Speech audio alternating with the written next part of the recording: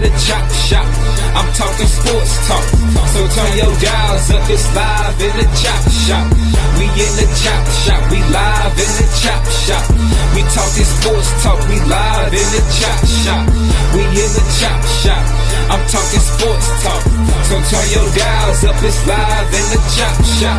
Yeah, it's lit in the chop shop. Turn your dials up in the drop top. They ain't based in debate, but they keep it fact straight. Going 30 for 30, let's do a first take on Facebook Live from 12 to 2. Rob Hatter and Jim Hicks going back and forth like Carter Ray and Skip Bayless and Stephen Smith. From on the court, off the court, straight to the field. Not a man that steals, but I made it steal. To the octagon where I fight to kill. We go face to face, then you write your will. I don't play tennis, but I bring the racket. I'm on the floor, I attack the basket. Put you in the casket when I'm overlapping. Never showing mercy, cause I'm always snapping. Never showing mercy when I'm in the arena. Step into the ring, you see me as I beat him. Step into the court, I'm never backing down. Killing competition, I'm smacking down. Let me get back to the other stuff at the chop shop, cause they cutting up. It's retro, coming to you live to the chop shop. Now let's turn it up.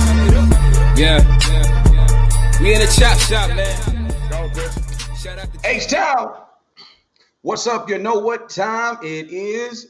It's time for the best 120 minutes of your day, affectionately known as Baby Friday. Robert Hatter, Cornell's former favorite dad, I might add. Yours truly, Chris Walker. I don't know why they call me the hater, because I'm the nicest guy on this show. And we're waiting for the you-know-who the hat, because he had to go find a hat. So that's where we are today. A lot of stuff going on. Hatter, I'm going to throw it to you. What you got for me? Because you drove me crazy last night because I was trying to work. I was editing my book and doing some other stuff, my podcast, right. And you just driving me crazy. You were stalking me last night. Please tell her boom, boom, boom why you were stalking me. No. Give me one time. You know how I am. I'm a president. You were talking about the NBA. Let's start there. You were talking about, hey, P.J. Washington from Dallas, Texas, 7 threes. Do you know that he didn't make 5 threes, more than 5 threes in one game in his career at Kentucky? Right. And I didn't realize he could shoot threes. Right. Hey, professional development, right? With you know those trainers, you know they're out there. They're ringing the alarm right now, like Beyonce. Those trainers. So that's why you got to get in the gym. Shout out to P.J. Tucker because he's from Dallas, Texas originally, and his pops too, who did big things to help his son. But guess what though? Last night, a new era of the Nets got started. The Brooklyn Nets. Chris, right where you're near. You're throwing a stone throw from throw a rock at it. Right. And Chris, Kyrie Irving was on fire. He scored 50 points, set a new NBA record for most points in a debut with a new team. And he won, right? Huh? And he won, right? No, he didn't win.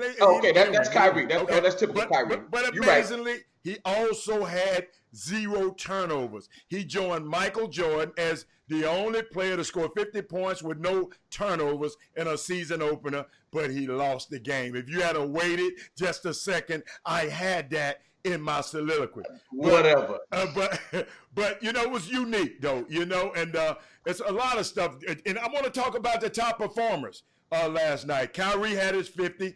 Andre Drummond, Chris Walker, had 32, 23, and 4 blocks. Wow. What his name? Karl Anthony Towns had 36, 14 rebounds, 3 blocks, and 3 steals. Wow.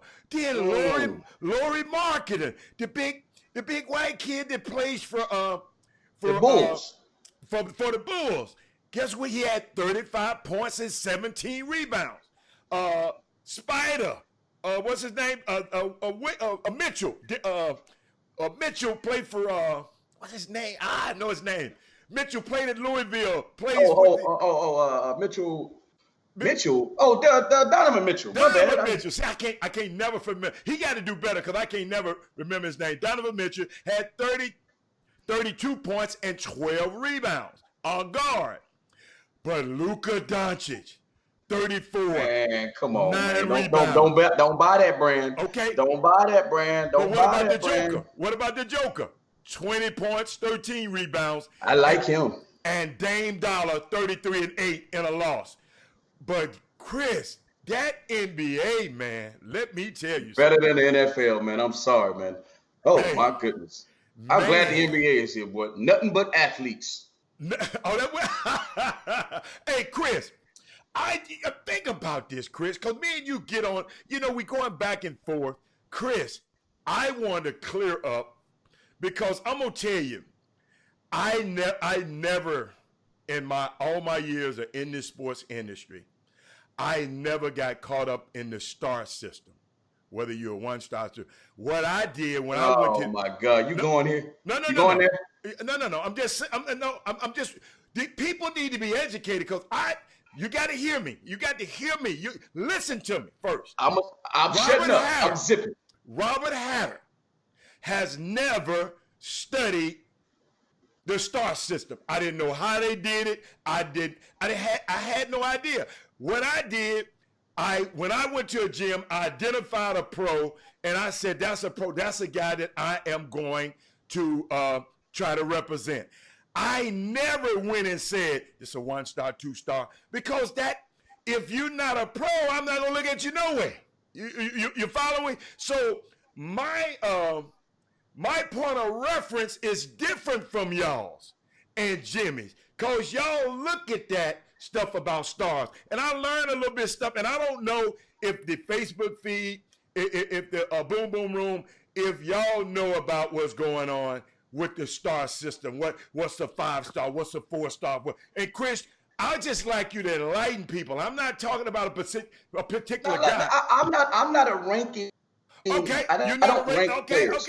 Okay. It's all right. Listen, so talk to that dude, because that shirt he got on right now, we need to start doing some negotiations. Somebody's getting hit off for him to wear that. I'm telling you right now, Hatter. What show? The shirt he got on, somebody gave him a piece of money that we didn't see a part of, just like that $100,000 that went out the door in Dallas that you. Hey man, I want my $100,000 back. You got to get because somebody gave something. Hey, Jimmy, I can't see your shirt you have on, but Jimmy, I know you got on black today. What's 1968? What's that? I don't know. What that mean? That's got to be the day he was born, or year he was born. No. What? Yes, that's the year you was born. That's vintage. It ain't got to do with no brand. This dude is. You know what? That's what I'm talking about. Okay. Somebody made that shirt for him. You know why he went black today? You know why he went black?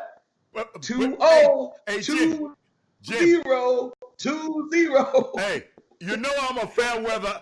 I learned from you, and I used to didn't be like this until I started just being on this show and talking to you. I like to be on the winning team. Man, Astros got their head tore off last night, man. Yeah. I don't like that, man. Let's go back to the star system before we go to the Astros. We want to get Astros. Okay, but back to Jimmy. I want to share something with you that even myself, I have to give you precedence. I'm not familiar with the star system in high school basketball rankings because I never had to deal with it. And I never even worried about it because in my business, I just go look for the pro. I'm not looking for a star. I've been around long enough, and I go in the gym, I know whether or not a kid got the habits or the attributes to be a professional basketball player. So I've never understood the star system because I was in a back and forth on text last night with somebody named Chris Walker, and he comes and hollering he's a 5-star, because Jimmy, I brought up the thing, and I don't mean to start the show like this, but it's on my mind. You're messy. No, you're messy. You're messy. No. Teach me today. My thing I want, because maybe it's some people out here don't understand it either. And I got some insight from some other people. I'm understanding a little bit more. But Jimmy, are you familiar with the star system? 1-star, 2-star, 3-star, 4-star. That's one of the modes of identifications that a lot of these rivals and a lot of the scouting services tend to use back in the days to identify the level of a prospect for recruitment purposes. So basically, the 5-star is the highest of the stars they gave. That method was done as a variation to back in the days. Either you was known as a high major, a major, mid major, low major, or non-Division I prospect.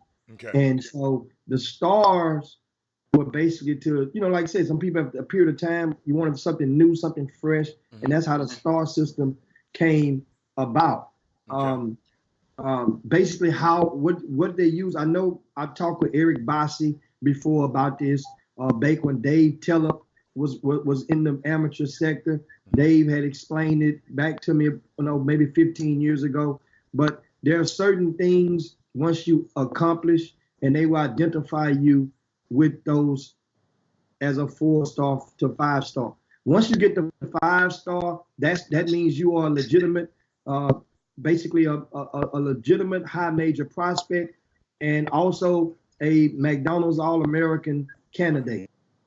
Okay. In a nutshell. Okay. When you get that 5-star. So they don't really give the 5-star until they are pretty certain that you've turned a corner or turned that particular corner. That's why you can easily get a 2-star, you can get a 3-star, or you can even get a star. But you get that 5-star, that's kind of like having the blue check on Twitter. Jimmy, give us an example of 5 stars that we've had in Houston over the recent years. Hey, Jimmy, not necessarily, because I know some blue checks on Twitter. I don't know. That's not the same criteria, Jimmy. I believe you me. I'm gonna let you walk that one back, because I know some blue checks on Twitter that not 5 stars. But we'll talk about that another time. We'll talk about that another time. That's likewise. You can trick the systems, and some people get it wrong in basketball. So every 5-star didn't make the McDonald game. Every 5-star didn't go on to the major Division I program and play a great deal. So think about it. It goes the same way. Every blue check on Twitter ain't the real deal. That means you got validated before they start screening the process really hard. We all know some that's on there, and you wonder how the hell they get a blue check. But that's pretty much in a nutshell on that part. Now, some of the guys from the past, from out of Greater Houston, that's had blue stars. I mean, most recently was the Quentin Grimes. Jared Vanderbilt was 5 stars. De'Aaron Fox was 5 stars. Before him, it was Justice Winslow, Justin Jackson. They were 5 stars. The Harris. All pros, by the way, all pros that you just mentioned, right? So that's what I'm trying to say. So when you get that 5-star, you have the possibility, not only you're a high major prospect, but you have the possibility to be a pro prospect. Is that safe to say? Yeah. Okay. Yeah. Then once you get 5-star, and your projectile is at the top shelf. That means you're determined. So that's kind of like how they do it. Remember now, once again, and this is something, man, I got a tweet the other day, man. This is maybe the most opportune time to unload it. Okay. I mean, and since it's a tweet, that means it's public. Right. And I'm going to share it with you guys. And it's from a good friend. He's a Division I college coach, right? And this Division I college coach is none other than my good friend and good friend of the Chop Shop. He's been on the show twice, Wade Mason at SFA. And shout out to Coach Wade Mason. He's currently he's winning the battle against cancer right now. Jesus. Yep. And, which caused him to miss and miss an extended amount of time off work this year. But here's what he says on Twitter. He say analytics. Because remember, I'm tying this in from what we're talking about, because these star things was something that was derived not by us. It was derived by people.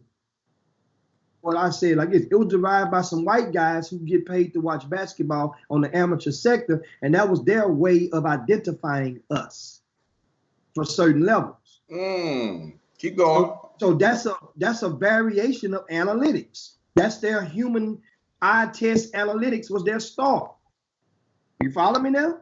So now, here's what Wade Mason says. He's the assistant coach at SFA. Check this out, guys. Analytics are a cop-out for those who don't have an eye or feel. On the playground, you got winners, right? Your eye picks your team, not analytics on that playground. You could be banned from the hood trying to analyze, right? What's that noise? Chris Walker, what are you doing? My bad. Y'all can hear me. I'm slapping Yeah. on my drink, man. My bad. Keep going. Come on, Jimmy. Keep talking, man. You gotta keep talking, man. Wait a minute, Jimmy.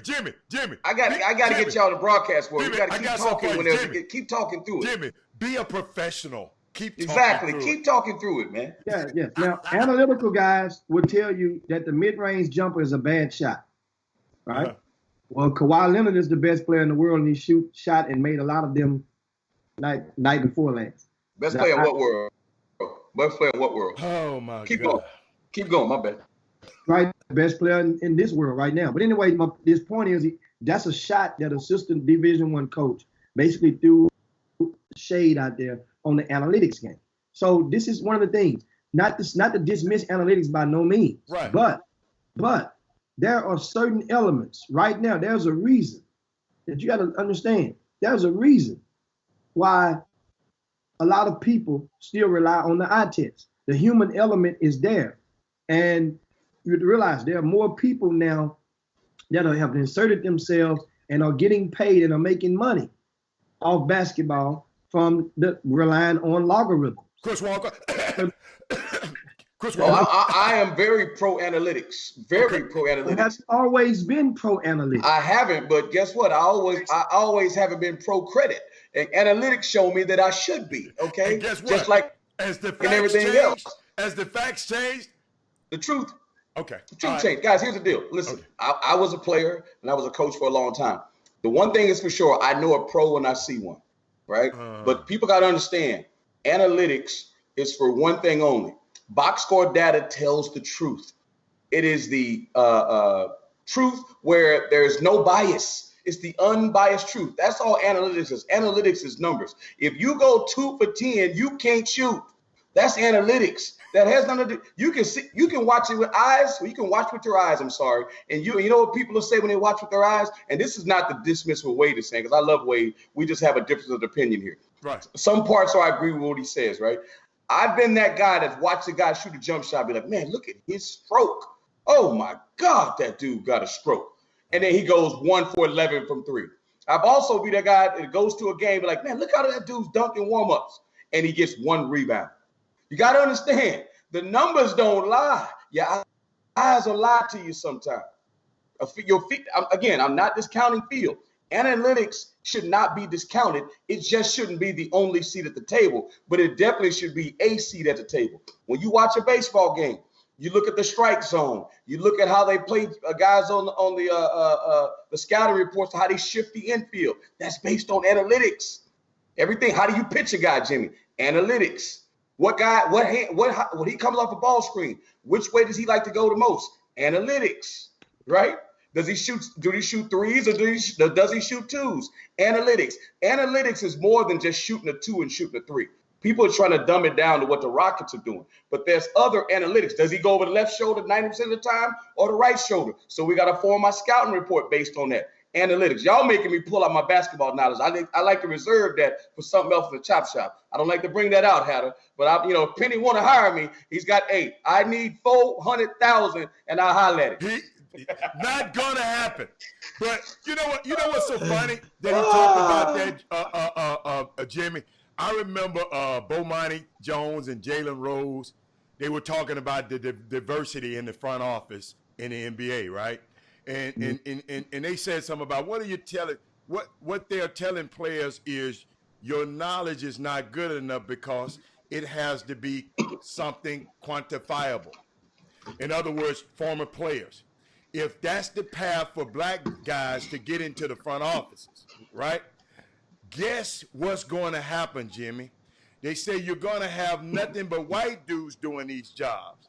He come across, he had a parallel between Bomani and Pablo. And they said, take a look at Pablo is the guy who be on the show with Bomani Jones. He said, when you take a look at the front offices through analytics, he said, if you ask most people to walk in this room and say which one of these guys are good at math, they gonna probably look at little Pablo instead of and Pablo saying he bad at math. You follow That's me? conditional. That's conditional racism, but okay. Yeah. But I mean, it's but Jimmy, Can I say this, Hatter? Can I say this, Yeah, Hatter, go, about yeah, that comment about yes. front offices? Uh-huh. Again, guys, I'm in the analytics business. I'm in a business that deal with analytics. Okay. Guys, I have met, and I don't want to say their names, with many African-American coaches in the NBA at the highest level and college coaches that get upset. I have this saying, stop complaining, start competing. Stop complaining, start competing. Jimmy Hicks has coined the phrase, eliminate the excuses. How can we tell kids to stop focusing on just trying to get to the NBA and learn math so you can get a job, but we're telling GMs of guys who want to be GMs, guys who want to be guys, here's where the business is trending. You have to learn this aspect of it because it's not going anywhere. And you have guys going like, man, forget that. I gotta feel. I got my eyes, and they steady giving the jobs to the other guys. You're right. You do have the feel. You do have the eyes. They will never have that. So if you go learn the analytics, now you're the winner. Do you understand that? The moment you keep fighting, learning where the business is going, right? You keep making them relevant. So go learn analytics. It's not going anywhere. You already got the feel. But I know a lot of bad coaches that got feel, by the way. I know a lot of bad coaches that got an eye, okay? I know some good coaches that use analytics. So you need a little bit of both. But the most important thing is, why are you fighting career development and learning? I got a problem with that. I got a problem with the hiring process. But all I'm saying is, if we stop complaining and start competing, Hatter and Jimmy, then we can get some of those spots because we do what, Jimmy? We eliminate the excuses. Oh, that's it. I great. mean, you hit it. Bingo. That's Bingo. it right on the money. And that's Bingo. just the bottom line. As it stands right now, both are needed. Both are an integral part of forming solutions and arriving to theories on different things about no matter what, sports and not non-sports. So that's the topic of analytics. Now, on the basketball sector last night, let's go around the horn, man. There was a bunch of games last night. And if you just tuned into the Chop Shop, we expect to be joined at the top of the hour by popular demand. We received the emails from you guys, and you guys enjoyed the conversation last week. Jesse Washington of the Undefeated will be joining us at the top of the hour. So make sure you spread the word, and people that missed the convo last week, don't miss this conversation this week. He's going to join us, and you'll be able to see him. We expected to see him as well this week, as opposed to just the audio component. Now, last night, no, we'll talk about my Astros, man. Terrible. Oh, I'm sorry. As Hatter says, terrible. And I just got to get my energy up before I talk about the Astros. Okay, my bad. It is time to panic right now. But NBA, which offset some of the agony of watching the Astros. First game on was the 76ers and the Celtics? Yeah, that was the first game on last night. It was a decent game, but this Boston team, it just wasn't fun for me to watch. My sentiments exactly. I mean, what's good about them? Please tell me what's good about Boston. And Hatter, if before y'all address this, please, when y'all do, and I'm going to shut up, please talk about if somebody else other than Brad Stevens was coaching this team. Because 2 years ago, a year ago, he invented fire. Yeah. He invented fire. And all of a sudden, we don't give him no accountability. You just mad because he got Jerome Allen on the team, on the coaching staff, and not you. But you mean Jerome Allen wear the tight suits that almost got indicted for the college scandal that we need to talk about again? Don't get me started. No, Stitches get stitches. Keep going. Yeah, Jimmy, what I saw last night, I remember those same guys complain about Kyrie last year, right? Dominating the ball. And what I saw last night, even from Gordon Hayward, it was do me.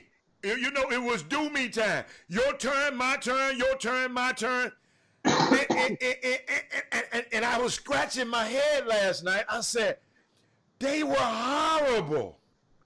I mean, I didn't understand it. I mean, the only bright spot I saw, at least one of our own, Carson Edwards got in the game.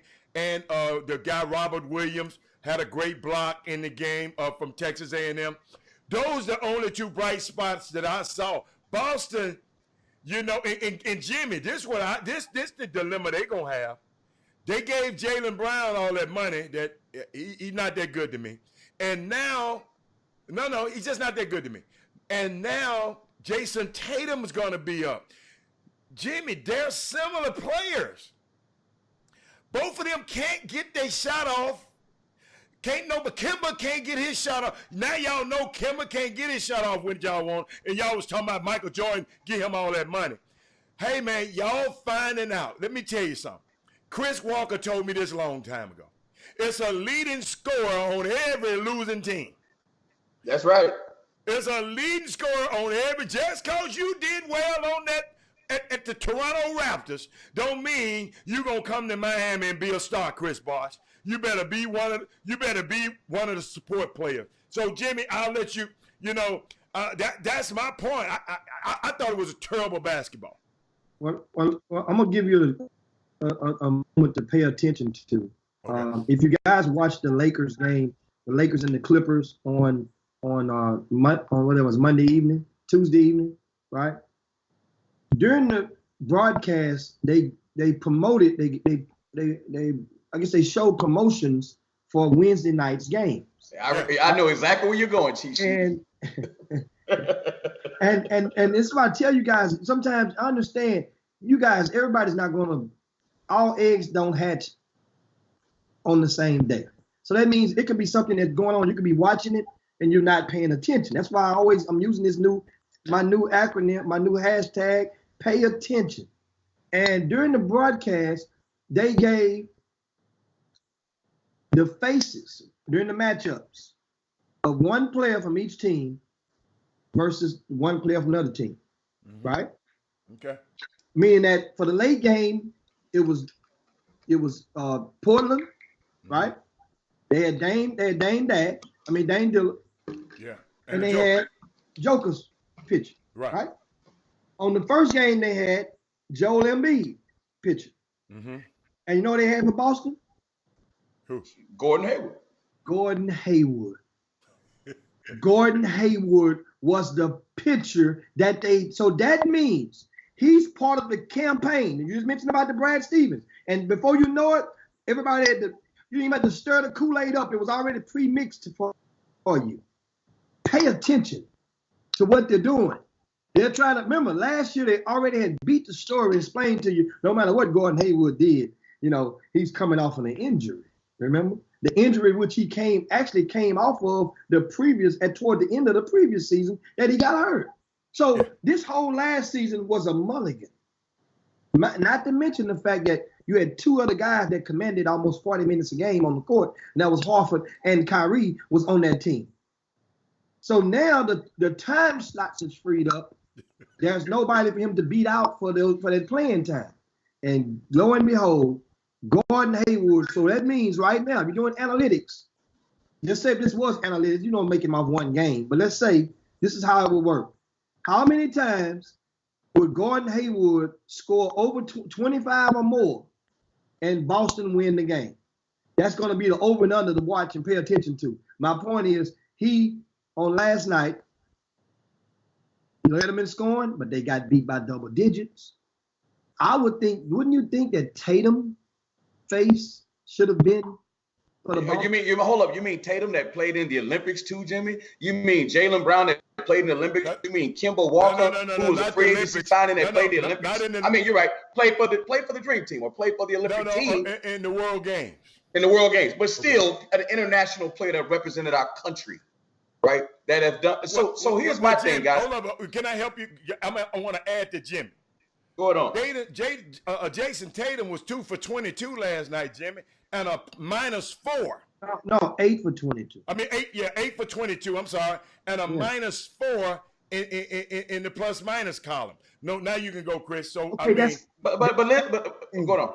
That's after the game. We're talking about the promotions of the game. Yeah, he's talking about something different. But here's my thing. Boston, come on, that's Boston, man. That's Boston, Jimmy. Been to Boston, Jimmy. To my Boston. Explain him about Boston. Ask Tyler. Let's get Tyler on the chop shop and tell him to talk about Boston. Well, you know what I call Boston? Come on, man. You know what I call Boston? I love Boston. I call Boston the white version of Atlanta. It's white Yes. folks in Atlanta. Yes. That's what Boston is. Yes. So however black folks feel about Atlanta, Georgia, that's how white folks feel about Boston. Okay. I've lived there, near there. I mean, it's a different world. But I want to pivot the conversation. That's when I worked at UMass. I want to pivot the conversation to talk about Brad Stevens just for a second. We give these guys love. I mean, I'm going to say this. Since number 6 left Miami, who talks about Eric Spoelstra? How is he still the coach? We fired Brian Shaw after 1 year. We get rid of, I'm just saying, man. Teron Lue won. Let me finish. Teron Lue went to championships, won a championship, and they fired him. Quinn Snyder gets a long-term deal. What has Utah won?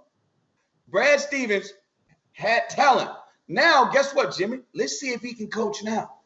Because when he had the chip stacked in his deck, what did he do? Let's see if he can coach now. People got to, as Jimmy said, you got to read between the lines, guys. You got to see what's going on. See how much rope they give Alvin Gentry, where he is. Well, he's as opposed. Well, he wanted him. No. Listen, I'm talking about what the team he got now. He got a new team. Let's see what kind of rope he gets with Zion out. Let's see what kind of rope, because you know what they're going to do? Well, Brad Stevens doesn't have Kyrie anymore, and he doesn't have Horford, and Jason Tatum was hurt during the World Games. We got to give him a chance. Well, Eric Spoelstra doesn't have LeBron anymore, and he doesn't have D-Wade. But all I'm saying is, guys, you got to read between the lines and look how people are being treated. You got to see that. Not your bum coach in L.A. On the other side of the street in the 2-1-3 that you love so much that only won when he had the deck stacked. The original Big Three, Doc Rivers. That's your dude. The one Robert Horry threw the towel in the face. That's your dude. No. I know, I'm just messing with you. He threw the towel in Danny Ainge's face. I know, I'm just teasing you. Okay. And back to you. You know what? What I was just trying to say before you so uneloquently said what you said. Oh, okay. Let me try to help you out. First of all, every conversation is not about number 6. I'm just saying the coach. Chris, you are a brunsexual, and every time you can't bring up anything. If you talk about the stock exchange, guess what you say? LeBron affected that. If you talk about somebody going to the moon, LeBron can jump on the moon. If we talk about China, LeBron affected that. Yeah, dude, LeBron, come on, man. And Doc Rivers is the same coach that beat what's that boy? LeBron James the other night. One game. Hey, Jim. I know it was one game, but let's analyze that game. No, LeBron, we're not. Why are we talking about that game? Okay. That's not what this. Why you bring up LeBron? LeBron? Let me ask you a question. I'm gonna pose a question to Boom Boom Room. I'm gonna let Jimmy answer it first. I'm gonna put Jimmy on the hot seat. If Phil Jackson didn't have Michael Jordan and Pippen, and didn't coach Kobe and Shaq, would people still think of him the same way? If he had coached the Washington Wizards, if he had coached the Utah Jazz, if he had coached the Charlotte Hornets, would we think of Phil Jackson the same way we think of him today? Maybe no. Maybe no? So that guess what that's telling me? This game is about players, not about you sorry ass coaches. Listen, I agree with you. That's what you're saying. You saying the game is about the players and not about the coaches. So we shouldn't be giving that much kudos to the coaches. So why do some guys get fired quicker than others when they don't have the same ammunition? Or why do we give some of these guys so much respect when they're playing with the best players? What Marvin Lewis was losing for double-figure years. Okay. Yeah, Marvin Lewis got that treatment. Hold on, but they fired him, and now Cincinnati Bengals ain't won a game, okay? And guess where he is at now? Guess where he's at now, Chris? Well, what are you doing? On TV? No. He's at University of Arizona State being a consultant for Herm Edwards. I didn't know that. Herm Edwards is winning. So, I didn't know that. Yes, I know. That's why I'm telling you, Chris. I like that. I love that. I love that. And guess who else? Kevin Mawai. Another kid that used to play on his staff. Herm Edwards got a great staff out there. Because he couldn't win in the NFL, but keep going though. And You know listen, what? he couldn't win snot in the NFL. I'm glad he's doing well. Sometimes, listen, man, sometimes you got to find your spot. Nick Saban couldn't win in the NFL, and he's winning at Alabama. Sometimes you got to find your spot, man. Bill Belichick was getting his head tore off at Cleveland. I agree. I agree. But he went over there and cut Drew Bledsoe. Drew Bledsoe got hurt. And in come a 6th-round draft pick named Tom Brady. And 18 years later, he the best coach ever. So it's about players. It's not about No. I would say that he did a little bit more than most, though. He had a great quarterback. But football is the ultimate team sport because Tom Brady can't play defense. Tom Brady can't play defense. Okay. I'm going to give Belichick maybe a pass. Okay. Maybe Belichick. Okay. But the rest of them clowns, I'm not giving a pass to. I'll let Jimmy Hicks. Hold up. I'll let Jimmy Hicks tell the John Lucas story about what they did to John Lucas. People don't know how many NBA teams did John Lucas coach. Tell them what they did to him in Cleveland. I'm just telling you the kind of stuff they do. You ain't got to tell me. I knew exactly what they did with Cleveland. And what they did, and what happened to him, what happened to Lucas in San Antonio, and then what they did to him in Cleveland. Let me help you out. Let me help you out. John Lucas said it so eloquently at his camp. He said, I'm the same coach. He said, I lost 60 games in Cleveland, but I won 60 games at San Antonio. He said the difference is I had Tim Duncan them on my team and David Robinson them on my team. And up there in Cleveland, I didn't. So back to what I was saying, Chris Walker. So it's the onus is on the players, not necessarily coach. If you got the best players, you're going to win. Come on. That's not always true. Look what's happening with the Astros right now. They're getting their head tore off the bone. Look what happened to the Yankees. That doesn't mean that. But you just said that. I'm echoing what you just said. No, what I'm saying is some coaches get a pass. Some of them get the best players. Well, all I'm saying is we give some of these guys like a Phil Jackson all the love in the world, right? And he coached the best guys. Eric Spoelstra, just listen to me. But what happened when he went to the Knicks? When he had the decks. You're saying what I'm saying. I'm agreeing with what you're saying. I'm not saying that good players. First of all, let's get something straight. Brad Stevens still got some good players, Adam. He still got some good players. All I'm saying is now let's judge him based on adding some of his coaching merit in there. Because before, when he had the really good guys, it wasn't about the players when he had the guys. It was about his basketball acumen. It was about the way he drew up plays out of timeouts. That's what it was about. Now it just can't be about, he doesn't have the guys. Well, he can't really, coach to his fullest. He can't, show his talent to the full extent because he don't have the right players or have enough players or the guys that were really good are gone. We might be saying the same thing. All I'm saying is that's one of my frustrations in coaching is that some guys have a deck full of players, and then we say they're really good coaches, and then when they don't have the same guys, they say, well, he don't have as good of players as he used to have. Well, maybe he wasn't as good a coach. Chris, you double talk. Go on, Jimmy. He double talking. You double talking. The coach gets the credit, and so part of that is being able to help and morph the relationships and the chemistry that it takes to go and win at a consistent rate. So that goes with it. If those guys were black, we would be parading in the same manner. So that's what I'm trying to figure. Sometimes we act like we are naive for as race identifications or race relations, and then at other times we act like we're on the front line of understanding and sharing the knowledge. We understand that. These people in the boom boom room, they understand that. This is not that type of audience. They know what time it is. It gets and it is what it is. The thing is the solutionary part. So that's why you have different now in the latest of most recent times. What we see happening now is more people in the media have been more willing to take off the mask, meaning that as you saw, and understand, taking off the mask come with consequences. Why you going there? It will be risk, but a lot of them. Think about what the lady did at taking off the mask. Just look at some of the hosts at Fox News. After right up until the elections of recent elections, Remember that they was flowing through. Some people may have tuned in to both of them, but once the presidential election of 2008 was en route, in the midst, you saw some people start to take the mask off. And then you fast forward to the election of 2016, they really was in full-fledged. No need for sheets, no need to cut that. That's wasting good linen for some of them folks. They said, hell with that. You see who I am.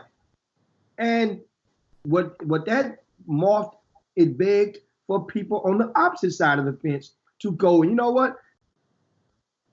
I'm gonna pull my mask off too, a la Jamel Hill, you know, a la Stephen A. tried to do it. Not pulling their you mask see, off. you see, they put it on Stephen A. He stopped real quick. That's different. That's different. They're not pulling their mask off. I mean, we don't have to pull out. We are. I'm not gonna ever pull a mask off. This the way I've been talking all the time. So I don't have a mask. A mask is if somebody's been saying something different and now they taking their mask off. But black people don't, and we hadn't been in a position, Jimmy, to take a mask off. Our mask has always been there. Jamel Hill had a platform, and she and for a long while, hold on, you think her thoughts had just changed? She felt some kind of way, and then finally, her and Michael Smith was alongside of each other, and she finally went to social media. They both gone. They both gone. Hey, you know what, Jimmy? I don't know if you just paid attention, and I want to not pivot, but I want to circle some right here. Okay, I just got a text, a group text, and I wish I can put it on the screen, but I think but it's so relevant to what we're talking about right now. University of Missouri. Jimmy, you got the same group text. On their website, they have a white athlete. Her name's Chelsea Christian. She said, they put a picture of her, and they said, I am a future doctor. They pictured another athlete from Missouri. Her name is CJ Kovac. She said, and on the thing it said, I am a future corporate financier. Okay? These are two white athletes. On the black athlete, Ariel Mack, they put, I am an African-American woman. And on the African-American young man's, Calvin Graves, they put on his label, I am a brother. Did y'all understand? I wish I can give y'all the That's thing. on the website? On the website. And you got to put that up, brother. You got to put that up if you can. And then That's they crazy. came back. I don't want to mess up the feed. Then they came back, and Mizzou Athletics came back and got a tweet saying, earlier we made a mistake when we posted a graphic about our student athletes. We apologize. Our intent was to provide personal information about our students, but we failed. We listened and we removed the post. This video better represent our intent to celebrate our diversity. Y'all talking about that other stuff? This happening right here in college. The other two people are professionals, corporate financiers, or lawyers, or doctors. They depict the black woman as an African American woman, and the black guy as as a brother. And you talking about take a mask off? We don't have to take our mask off. It's being done to us. But Hatter, he's saying if we speak out against, think about this, Hatter. Remember Numbers Never Lie? That was a very popular show. Remember Micah, like they had two popular shows, and when she spoke out, they silenced her. Remember Melissa Harris Perry used to be on MSNBC. She spoke out, she is gone. We don't get to speak out or speak up. The minute we do, Jimmy, we gonzo. Wow. Yeah, that was the text what I meant about the taking out the mask, meaning that they couldn't say what they really wanted to say. In other words, if you have a conversation with those people at the bar or after work or in the pub together, you'll get a whole different conversation than you would than them saying on there. On the Chop Shop, That's different. I was talking about people in got position on mainstream media that have been just getting sued because when they attempted to go and tap the line of speaking their thoughts. And because it is rightfully, understandably so, because you risk losing advertisers, and that's how the stations and the corporations thrive. So that was the thought of that. And don't forget, guys, coming up shortly, we expect to be joined by Jesse Washington of The Undefeated. He recently penned an article on yesterday about Russell Westbrook. Can he change? That's one of the themes. That's one of the undercurrents of the article. And it's very interesting. If you haven't read it, it's on The Undefeated, and he's going to join us to talk about that particular article and define it for us. You know, that way once again, Jesse was with us last week. Great convo with him, man. And this brother used to live in Houston. He used to write for the Houston Press about 15 years ago. And Jimmy, is he still mad at us? Mad about what? Is he still mad at me and Hatter? Is he still mad at us? He not gonna come on guns blazing, is he? He wasn't mad. What you mean mad? First of all, we're talking about a different topic this time. Oh, okay. Because he said he had an arm tied behind his back, like we got tied behind his back, meaning the sound, Chris. Oh, I thought he said, the sound. We heard him loud and clear. We heard him loud and clear. Oh, I did not hear Chris Walker. You remember? And then what happened with the sound? We lost the. Oh, I didn't know that. Yeah. All we had to do is go back and look at it.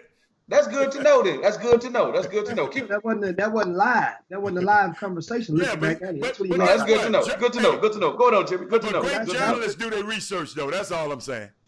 But he's a great journalist, and that's what Jesse is. And of course, that'll be it. So we go to the Boomer Room and check out some of the comments for the past couple of topics. And Stephon Leary says there are coaches that had the same talent and lost. So coaches do matter. The coach still has to implement a successful system to build a competitive culture and build winning character.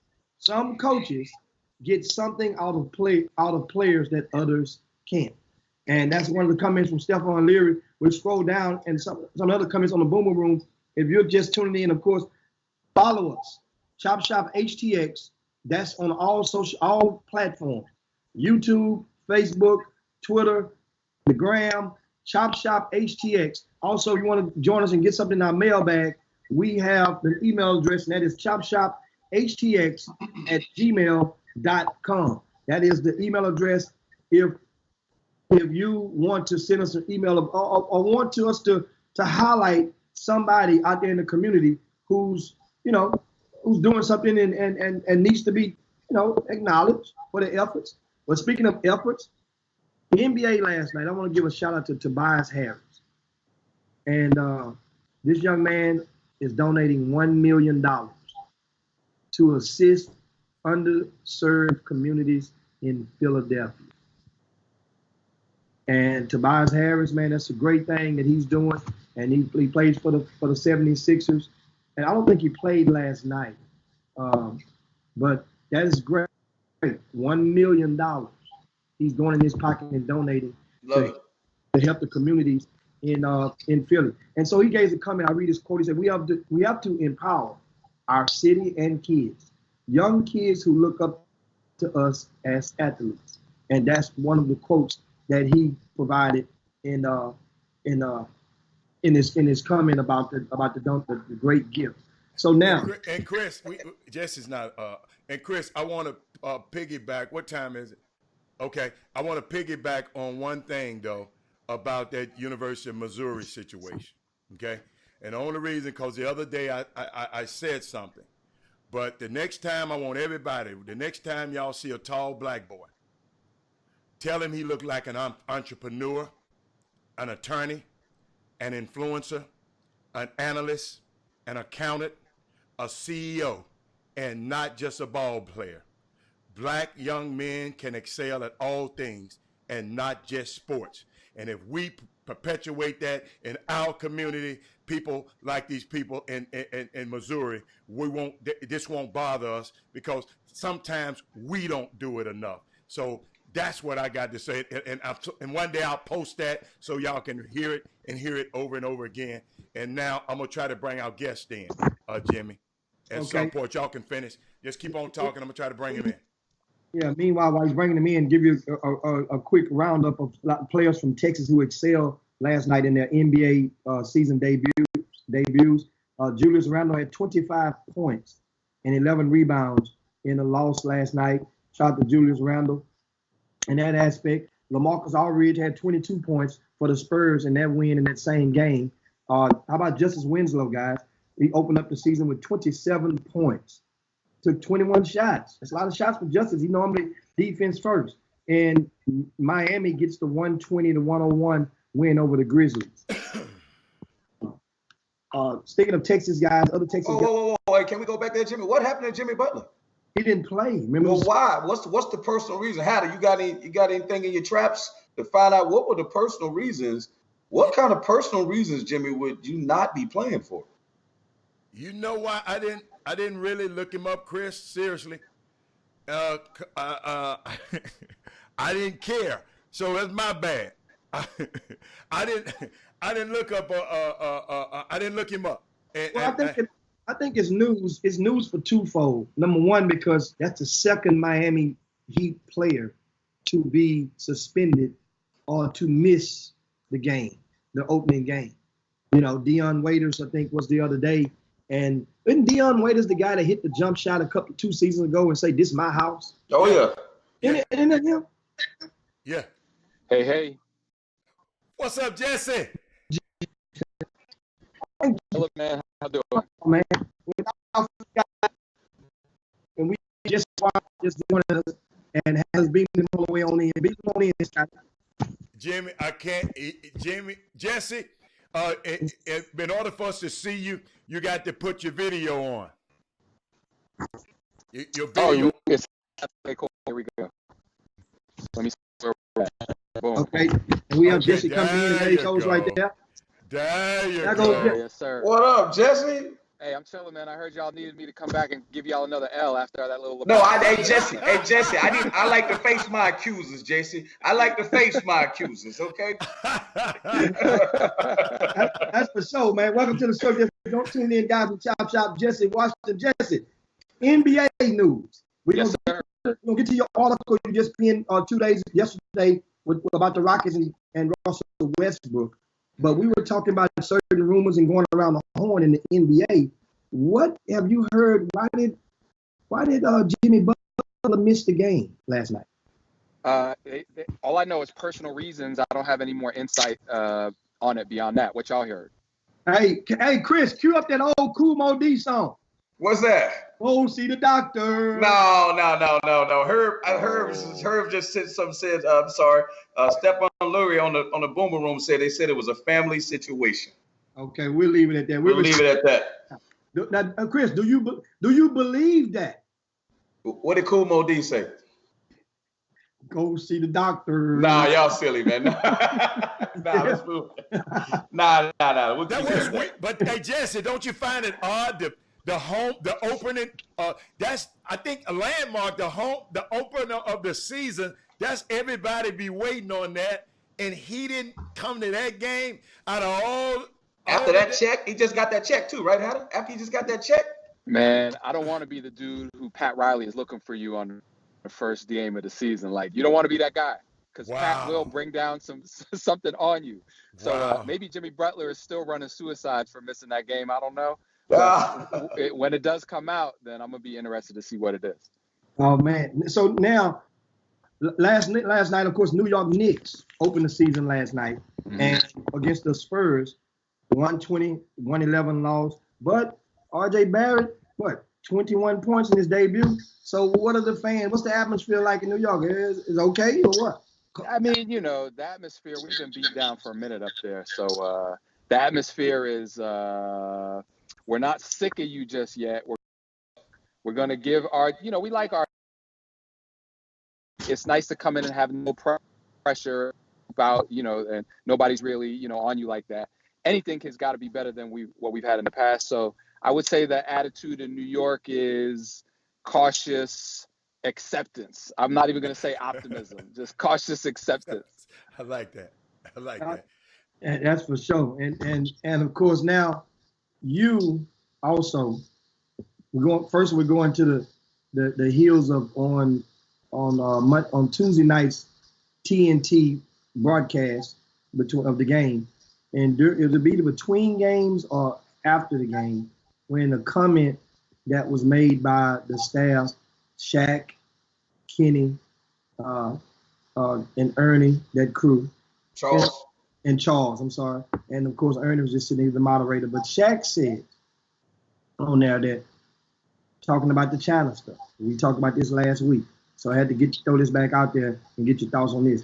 Shaq says on Daryl Morey, one of our best values here in America is free speech. We're allowed to say what we want to say, and we're allowed to speak out on injustices, and that's how it goes. And if people don't understand that, that's something they have to deal with. Speak on it, Jesse. What's your thoughts on Shaq now? I guess Shaq ain't gonna be selling too much Bengay in China. I mean, I agree with Shaq. I think what he said is correct, and that is a value that we should protect, that we should cherish, and that we should promote around the world. And we are leaders in that respect in America, and our democracy is sort of a model for other countries to follow. And even the idea of it, obviously, China's not going to upend their system overnight, but the more that their people understand what human rights are and what they should be free to do, then the more that they could start to have a peaceful and just change in that country. So I'm glad that Shaq said it.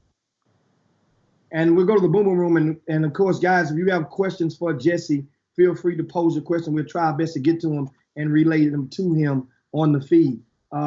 Kevin asked you, switching gears, will Antonio Brown get back into the NFL?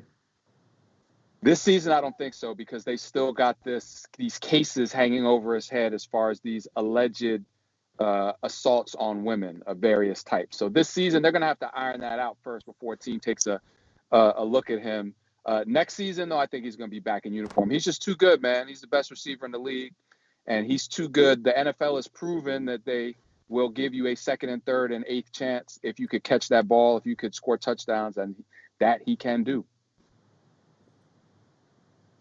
Here's a question for y'all. Would you guys welcome him on y'all team down there? That's what I want. Dallas Cowboys? I'm a Cowboy fan, Jesse, so I don't know what those knuckleheads will do over there. But, fast slinging Jerry Jones, if it meant we can get to the Super Bowl, man, y'all going to put me in a tough spot.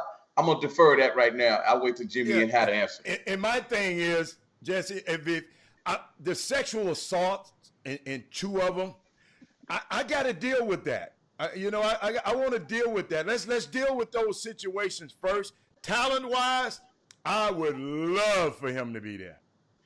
But, if it's just talent-wise.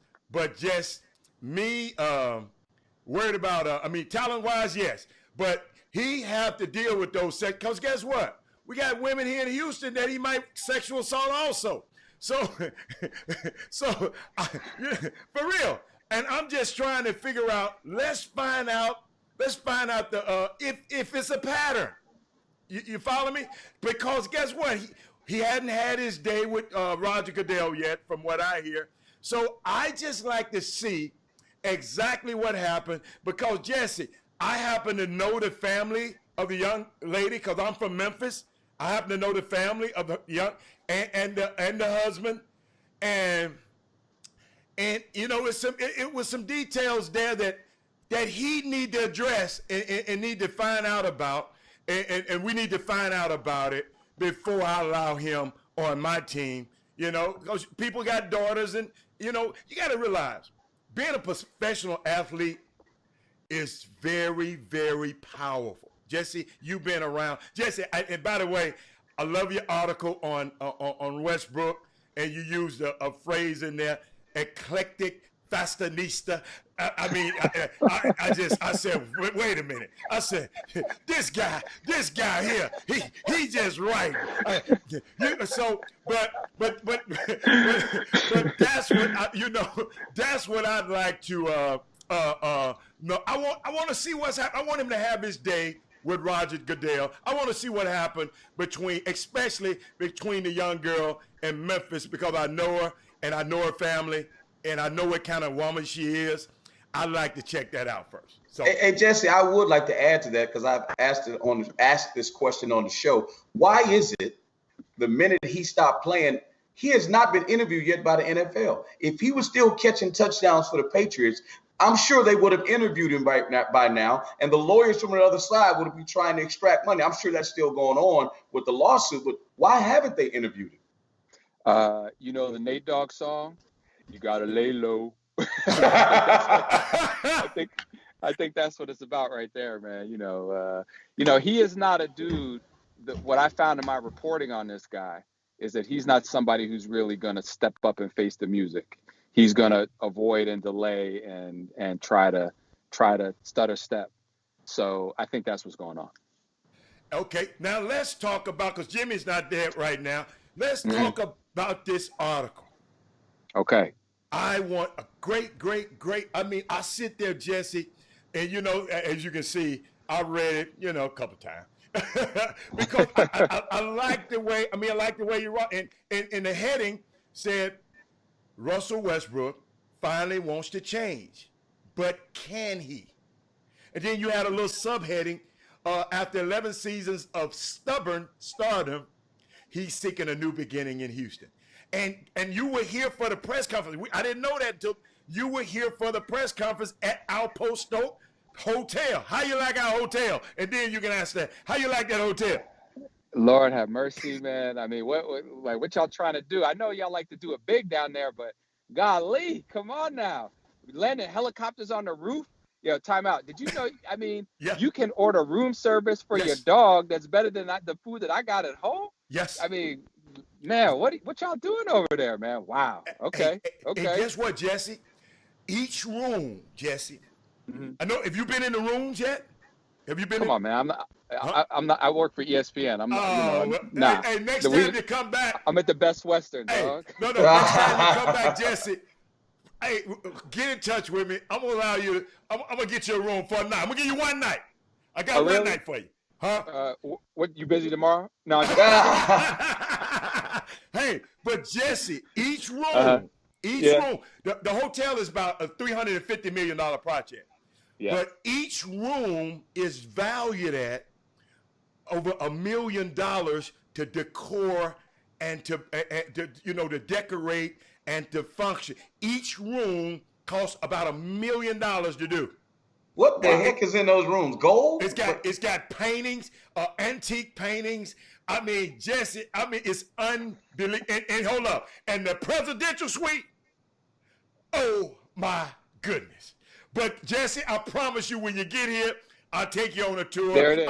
I got a little hookup. I got a little hookup over there. Hey, how do they have one? That's one of those hotels that have the little the deal they leave says if you want to take the towels, that's $1,000. If you want to take the paint, they don't have all that. Okay, my bad. And Jesse, if you a VIP guest, Jesse, like you're gonna be, let's say you have to go somewhere. Right. They got a white Phantom. We'll take you wherever you want to take.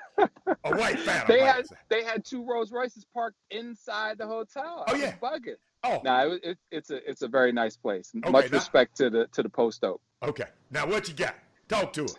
Yeah, man. Well, I just think it's real fascinating. Number one, it's hard not to like Russell. He plays so hard. He's so passionate. He's going all out. He's exciting. He never backs down. He plays with an edge and an anger that you kind of like to see.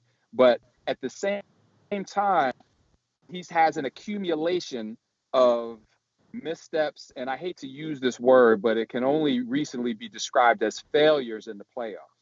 Ever since KD left, OKC has not got out of the first round. And this is while Russell is also at the same time averaging a triple-double for 3 straight seasons. Never been done before.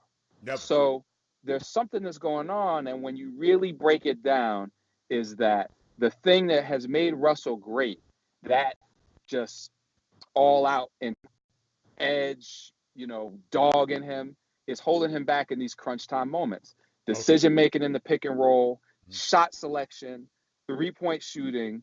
These are the things that he is going to have to change in order for you guys to win what everybody says is a championship or bust situation there in Houston. So can he do that? How do you take the thing that's made you great and say, I'm not going to rock with that anymore? That's tough. And on top of all that, Everybody who's watched Russ in OKC knows that when you say the word change around him, he starts to get angry. He does not like that. He's very insistent. I don't change anything, because he takes that to mean change who I am. So there's a difference between who you are and the way you play. How do you change how you play without changing who you are and what made you great? That's what he's trying to figure out. So, but let me ask you a question, Jesse. So what culpability does D'Antoni have here? Because you got two guys that are ball dominant guards, right? Russ dribble, ball on the ground. Harden dribble the ball in the ground. They play the same. I listened to Hatter say yesterday about the Clippers. You can talk about this later. Going to win 62 games when Kawhi is going to be on 20 games rest and Paul George is going to be on 20 games rest, but they're not going to do it concurrently. How are they going to get those two guards who are basically the same player to a degree? You know, Russell's not the scorer that Harden is. To play with each other, because Chris Paul, who's not as good as Russell Westbrook, and Harden could not do it. Couldn't do it. Right. So we don't know. Not only do we not know, they don't know. Because when I was at Media Day, whenever the question came up, they kept saying, we'll figure it out. Harden said, we'll figure it out. Russ said, we'll figure it out. We love each other. We used to hoop when we was little back in LA. We hoop together. We're going to figure it out. And they don't know. But here's another kind of important point in that figuring out process. D'Antoni says he's going to stagger their minutes. So they're only really going to be on the court in significant minutes at the beginning of the game and then in crunch time. But still, those are the most important, crunch time. How are you going to win games? How are you going to close out? Russ is not a catch and shoot guy. James is going to have the rock in crunch time. So what is Russ going to be doing? That's what they're going to have to figure out, and it's going to be pretty tough. I don't know. They don't know. None of us know. We're going to have to watch the games and see. And Jesse, did you see them last year when they had Chris Paul? Oh, yeah. Okay. All right. When and at sometimes they did well together. They were better when Chris was in there by himself. But at sometimes, but imagine this, Jesse. James Harden having the ball, okay? Who's going to get double team, because if you don't double, he's gone, right? And kicking the ball to Russell, not just all the time to shoot, but on the closeout. Russell Westbrook on the closeout that is so athletic, he going to be able to get into the paint. Right. But okay. Are they going to close out? Because in the Portland series last year, they didn't close out. That's in the right. Portland series last year, they were telling guys when they checked into the game. This is a quote from a man, Royce Young, great reporter at OKC, great NBA reporter for ESPN. Royce Young said when Portland was checking into the game, they would say, and I quote, "Let Russ shoot." So they're not closing out. Wow. They're not closing out. Now Russ can probably, when they kick it to him, he can probably still get by his man and have another kick. So they're gonna have to play. I mean, it could work. It could work, but Russell's going to have to change. It's going to have to be a whole new ball game for this guy. So, Jesse, let me ask you a question. Think about it. They just added a guy who's a walking triple-double. And we know how hard it is to have a triple-double or do it year after year. Why is it that Russell has to change and not Harden has to change? That is a great question, and I think well, here's another thing. D'Antoni, this was a quote from Austin Rivers at Media Day. He said, and I quote, "Mike lets you do whatever you want."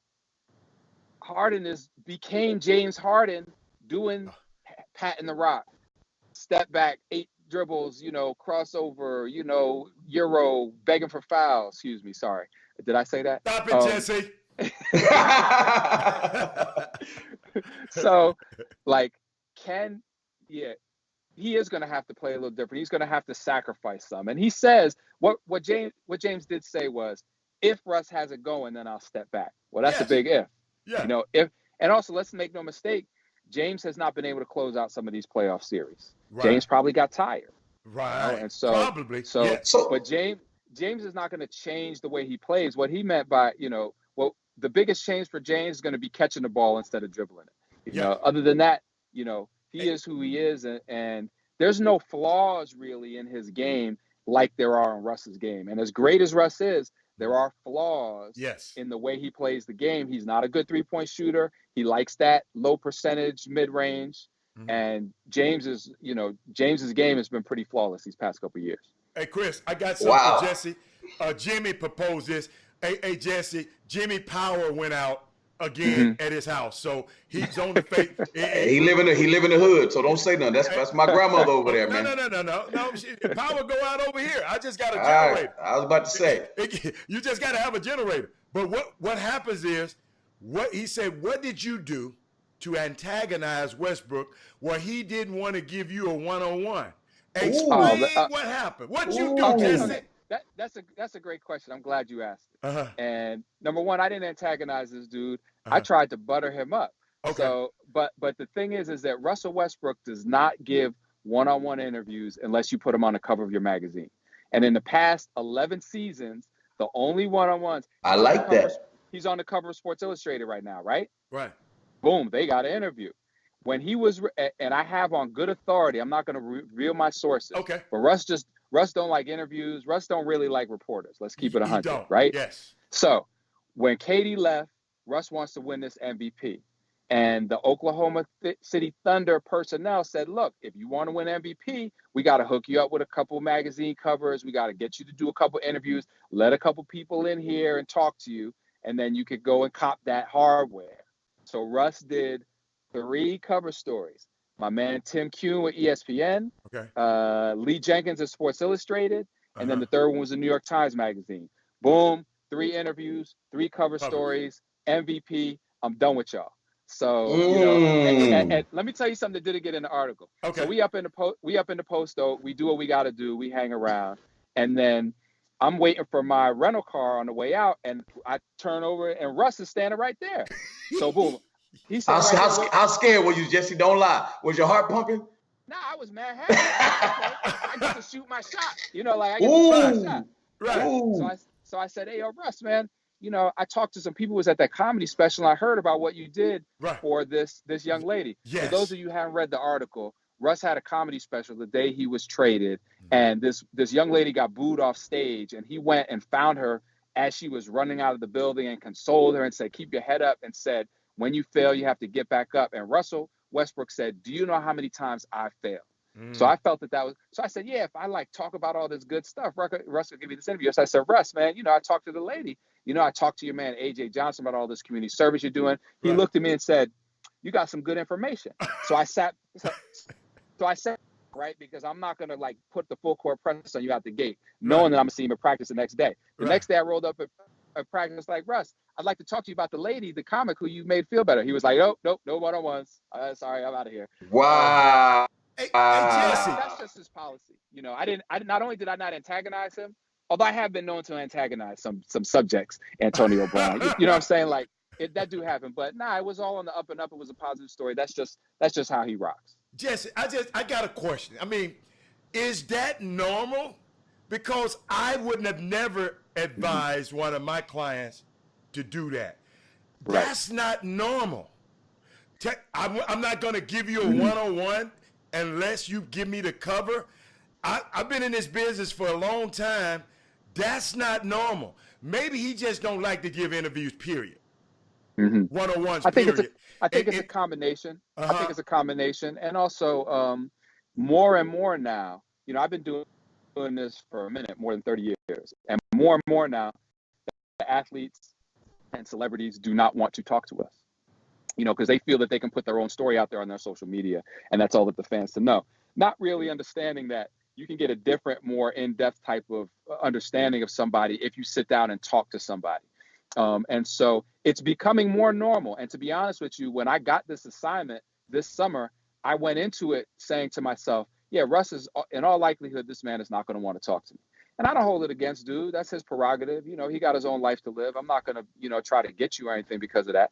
But I figured Russ does not like to talk to the media. He never does. I don't have no covers to offer him. So he's not going to talk to me. So it's becoming more and more normal. However, if you put the work in and if you show up and if you talk to the right people, then sometimes they will relent and speak to you. I did a piece a couple years ago about LeBron, and I didn't even, his people called me to tell me I wasn't getting an interview. Like, I wasn't even trying to ask for one. They're like, nah, you ain't getting one. I said, cool. You know, I'm not asking for one anyway. But in the end, he did talk to me because he recognized the type of work that I was doing. It was about his school and everything like that. So sometimes it does, sometimes it doesn't. But Russ, so far, nothing. I feel like this story that I did was a positive story because the people who know him said he could change. Yeah. Kendrick Perkins said he's going to come back better than ever. Everybody says he's good. Oscar Robertson said Russell Wilson will adjust. However, I think that when you do a tough story about an athlete, if he does consider to read it, he might not be pleased, and it might be another 5 or 6 years before I get up my chance to get an interview. But that's the way the job works, man. I'm good with that. I got another one for you because you remember I just said that's not normal, right? Robert, yes, sir. Jimmy, Jimmy came on the Facebook feed and said, "And Hatter, it ain't normal for high school players and coaches to request a fee on a front cover of a magazine either." Jesse, this happened in Houston, Texas, and I would never reveal the young man and the coach who had unbelievable. But in Houston, Texas, Jimmy Hicks does this magazine highlighting all the young players and everybody. My son, everybody's son been in this magazine. Right. So this one particular year, the coach in this crew said, "Man, you got to give us so and so and so and so before we get on the magazine." I know who that was. And Jimmy paid it. and Jimmy paid it. But guess what? Guess what it did, Jess? Jimmy paid him.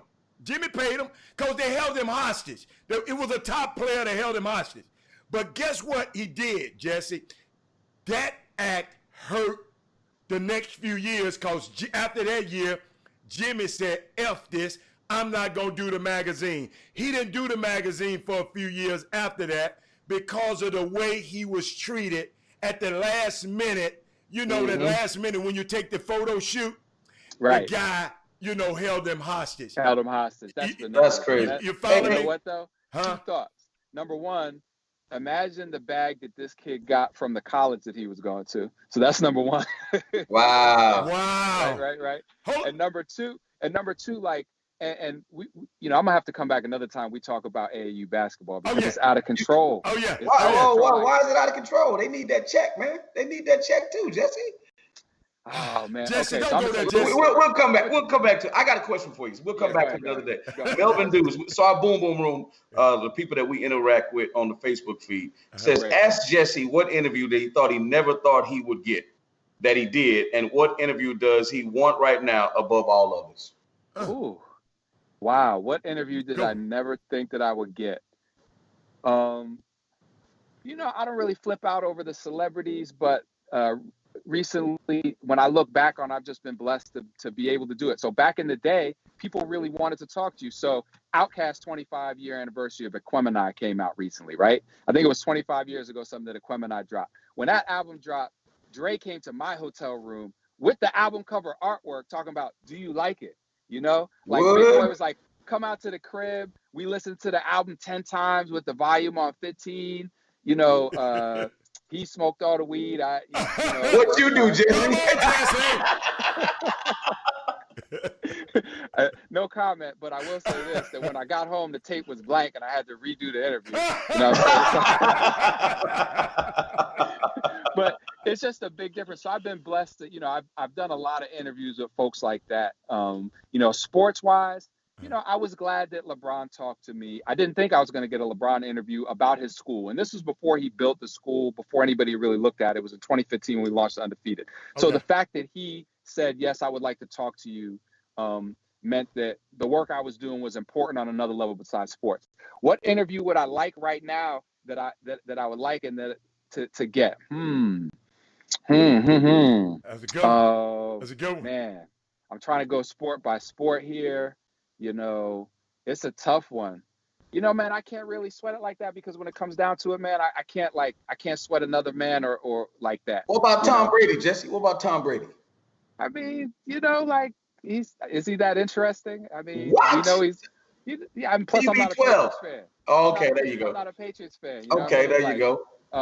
I would like to interview some athletes who are no longer with us. I would like to interview Ali. I would like to interview Arthur Ashe. People like that. But I can't really it's important to me. I think that here's the thing, that the way I do this job, I'm not I'm a journalist. people always like, yo, why didn't you get a picture with dude? How am I going to write about you and then be taking pictures? That's compromising my ability to do my job.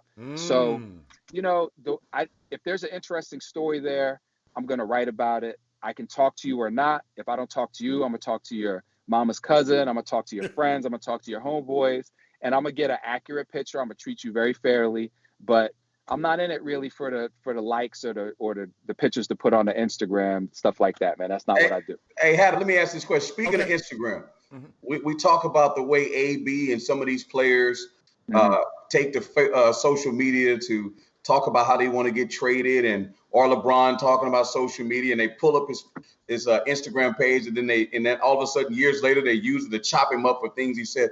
What is your stance? You know, what advice would you give these young players? Because we have tons of parents and players that listen to our show, and you being a journalist, and I maybe the question is twofold: interviews versus releasing your information on social media, and also what should these kids stay away from doing in social media? That's a great question. I have teenage children who have learned through trial and error, and more error than trial, to conduct themselves admirably. I'm proud of how they handle themselves on social media. So everything that you do on there, the first thing any job, prospective employer, coach, girlfriend, parents of the woman or man that you want to marry, the first thing they're going to do is check your social media. And everything you do there is a reflection of you. Now, I am thankful that I did not grow up in that era, because young people tend to be reckless and somewhat ignorant, and we like ignorant things. So, for example, if you may like a rapper and he has a video out full of guns and drugs, and you retweet that, and you are saying, I rock with these guns and drugs. That is the message you are sending. You know, so that's the number one message I would send to the young people. It is a reflection of who you are. And if your feed is full of, you know, negative things, then people will look at that and say, that is who this kid is. That is what they represent. The second part is very interesting about releasing your information through social media or through interviews or things like that. Here is my suggestion for athletes who are getting interviewed by local media. Number one is you have to cultivate a relationship and understand what type of person these reporters are, and find the ones you can trust. Not all of us are trustworthy, unfortunately, and some of us are better than others. So you want to find somebody who you trust, who's honest, and who does not have an agenda that goes against you, and then build a relationship with this person. Call them up sometimes. Say, how you doing? I just wanted to check in. I wanted to let you know about this that I got coming up. There's nothing wrong with that. And then that will help you to get to a place that these are skills that you can use in terms of networking and judging character of people you interact with, skills that you can use for the rest of your life. Find a local reporter who's interested in covering you. Find the ones who are the best and the most trustworthy, and cultivate a relationship with them. And then when it comes time to make that announcement, when you're going to decide what school you've committed to or things like that, then you put that report and you say, look, I'm going to post this at this time. Let me give you this interview now. And then when my post goes up at noon on Thursday, you can have the interview and you could drop your story with the interview. That's how to really savvy work with media, because you still get to make the announcement, but you're giving that reporter something that will amplify your message. And I hate to use this for a high school kid, but your brand bigger than you can just on your social media. Jesse, I got to go last. I'm done one thing. One more. I'm going to shut up after this one. Because I want to piggyback on something.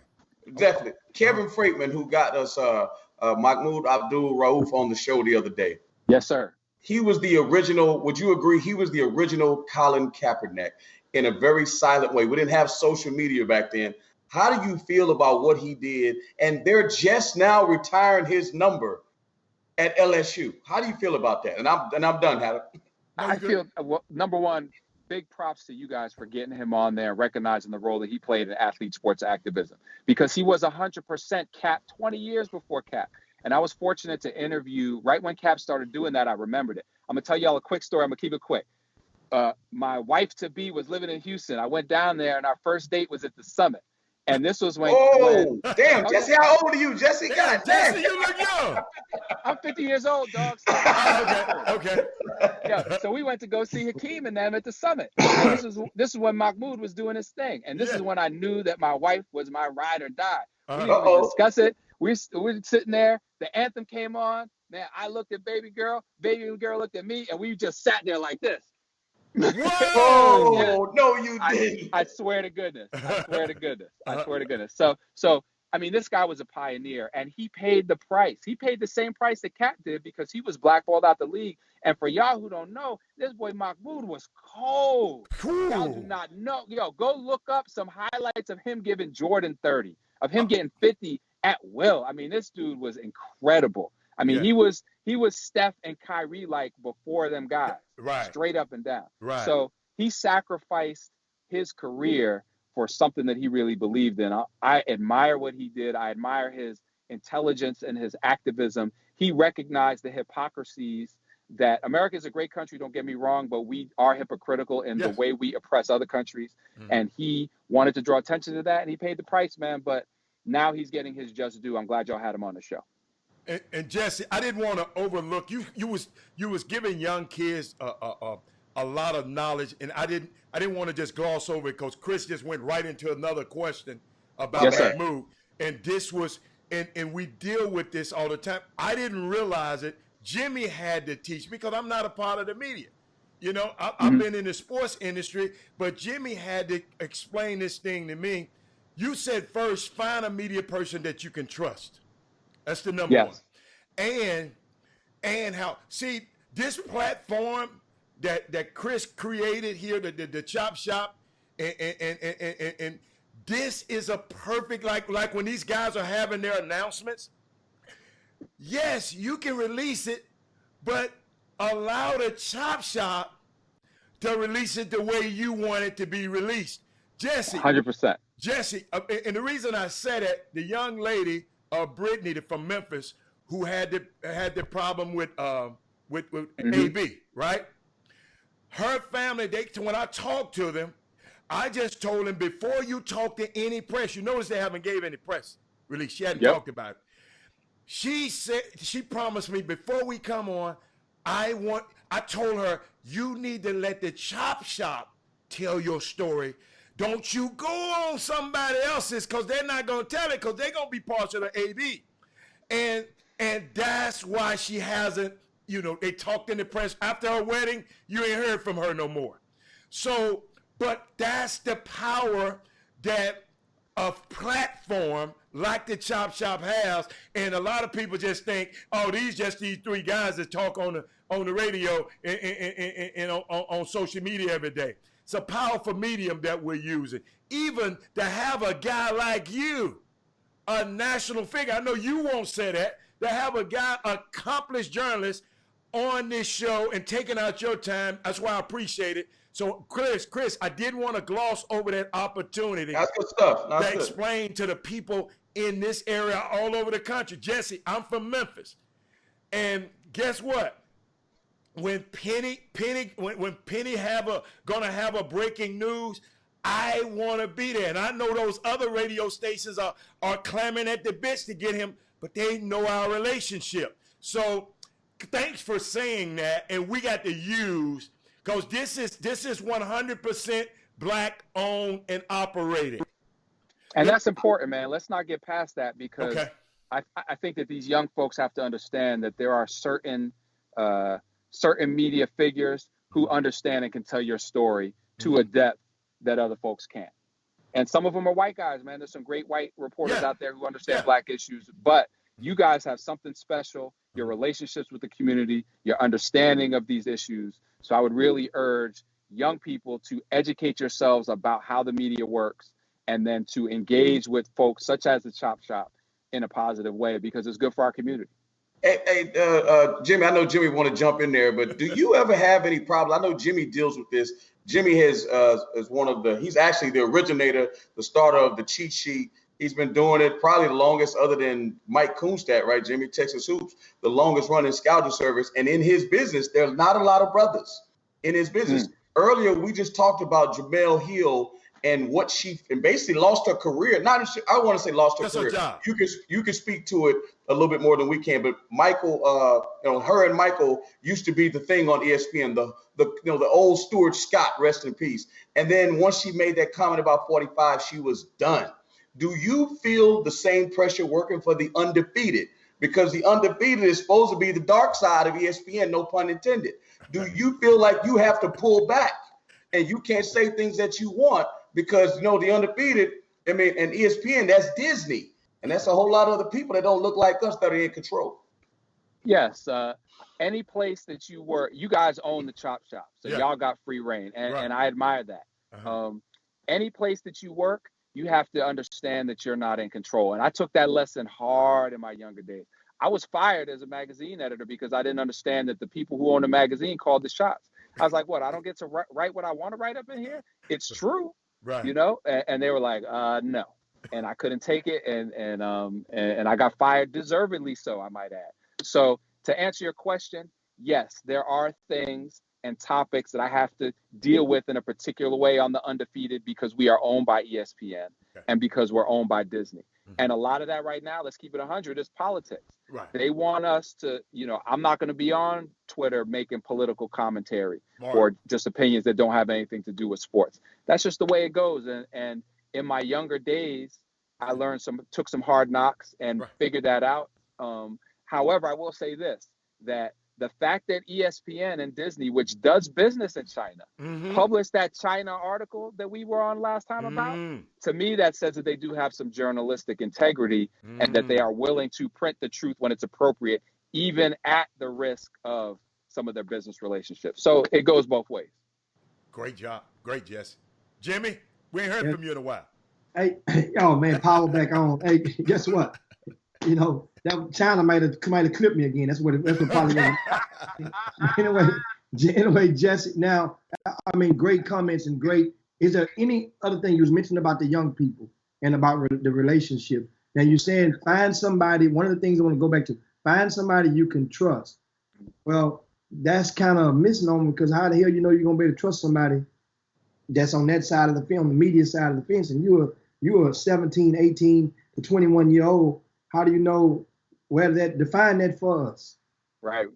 You gotta, young people, man, you gotta do your homework. You gotta put some work into any sort of endeavor that you're doing. And that includes looking at the media, go through someone's Twitter feed, look at their Instagram, see what they're about.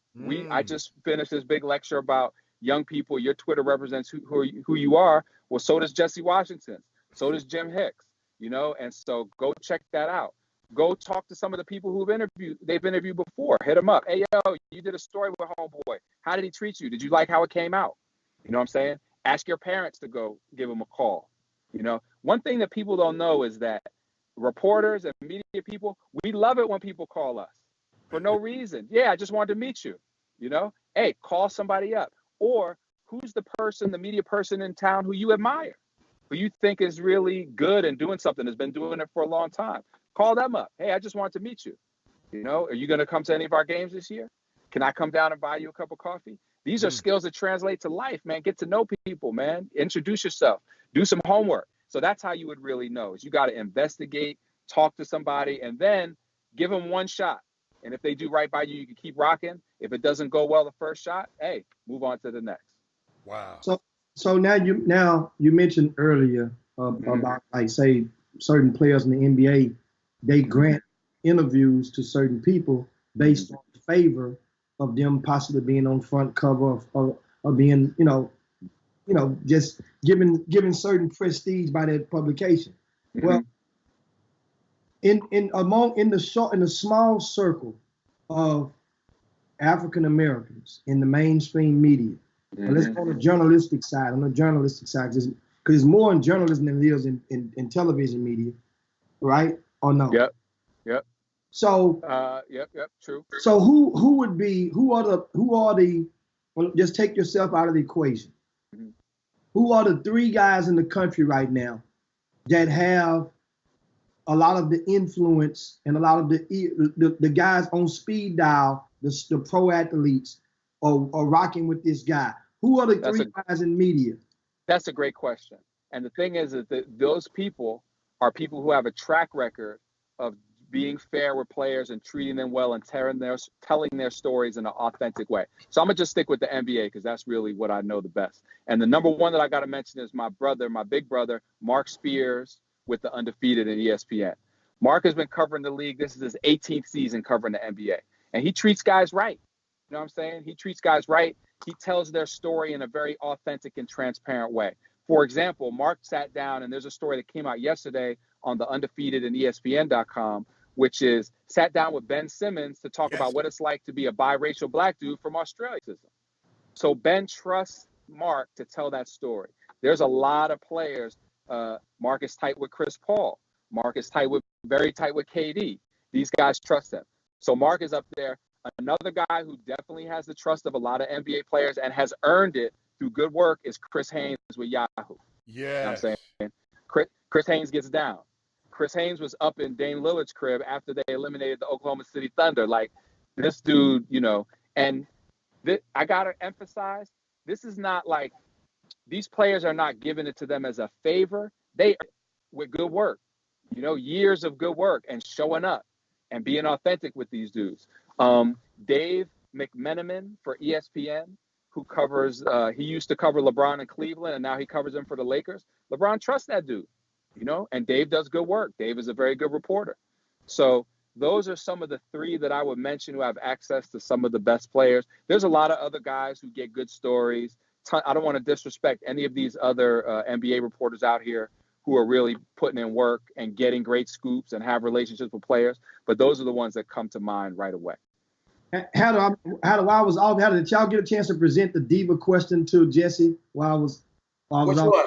Okay, this goes right into it then. Jesse? Yes, sir. On the Chop Shop, we affectionately acknowledge a lot of our viewers with a starting five. You know, okay, ties to basketball. Who's your starting five of NBA divas? Oh, starting five of NBA divas. Oh, that won't get you in trouble, Jesse. Don't let Jimmy get you in trouble. Hey, he already got 5 in one damn job. Ain't no. Hey. No, he can't get 5 from this. I want him in this position. I need him in this position. Okay. All right. Now look. Number one, man. Yeah. Okay. You really trying to test me now? Okay. Man, right. The Chop Shop, Jesse. Come on, man. Yes, sir. I respect that. I respect a tough question. No, let me reword it. Let me reword it for you. No. I can rock with it. Okay. According to your media circle. Oh my God. I'm gonna stand behind this one. This is Jesse Washington's Divas of the NBA. From what I see, I don't know these guys personally, but I'm basing this on the actions that I see them take. Okay. Kyrie Irving is numero uno. And those. I told y'all. Why? Now, number one, I mean, his game is stupid, incredible, and off the chain.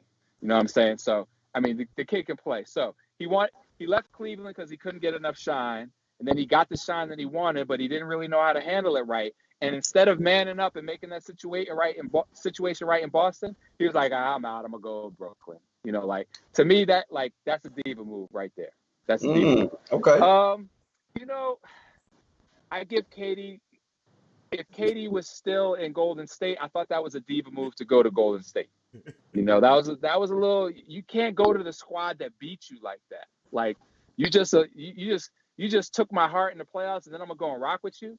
That's like it when you go play pickup at LA Fitness, and then you get spanked by the other team, and then you're like, yeah, let me run with y'all. It's like, no, I'm trying to come back out here and beat y'all. You know. No, so he's on there. Chris Walker would do that. Absolutely. I'm always trying to be on the winning team. Keep going. Hey, Jesse, before you go to the next one, I got one for Jesse. About Jesse, the Draymond. Keep going. You just named those two. Right. Ain't it kind of strange they are buddies now? Hey, that's a good point. I didn't think about that. Hey, that's a good point. Hey, what about the apology? We talked about yesterday. I was going to ask about Draymond. Okay, quick sidelight down there, and I'll get back to number 3.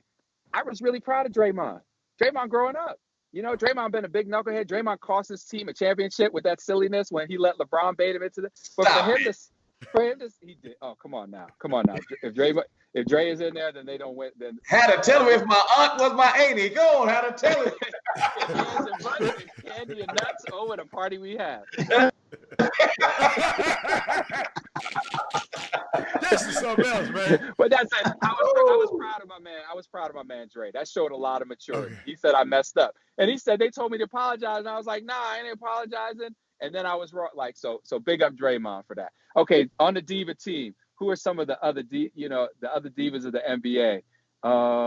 That's a tough one, man. There's not a whole lot, like after that, it's hard. Like sensitive dudes, there's not a lot of real sensitive cats in the NBA like that. Those I'm not sure who's. Can I get some nominees? Can I? I'm glad you didn't say LeBron. I'm proud of you, Jesse, that you didn't bring up my boy LeBron, LBJ. Hey, I'm Jesse, very proud Jesse, of you. That's a brunsexual right there now. Chris Walker is the biggest brunsexual on the planet. I'm just letting you go there. Don't say nothing about LeBron. But now proceed. Yeah, I'm gonna have to stop my list right there. I think those two dudes are some of the more sensitive diva types, but I can't really come up. I'm accepting nominees, but none really come to mind. Can we throw some names at you? Yes, sir. Chris Paul. He doesn't strike me as the diva. He's more like the control freak. You know what I mean? Like, okay. He wants to run the show, but I don't think he's sensitive like that. I'm just going from the boomer room. Devin Booker. Oh yeah. I can't stand him. 5 for sure.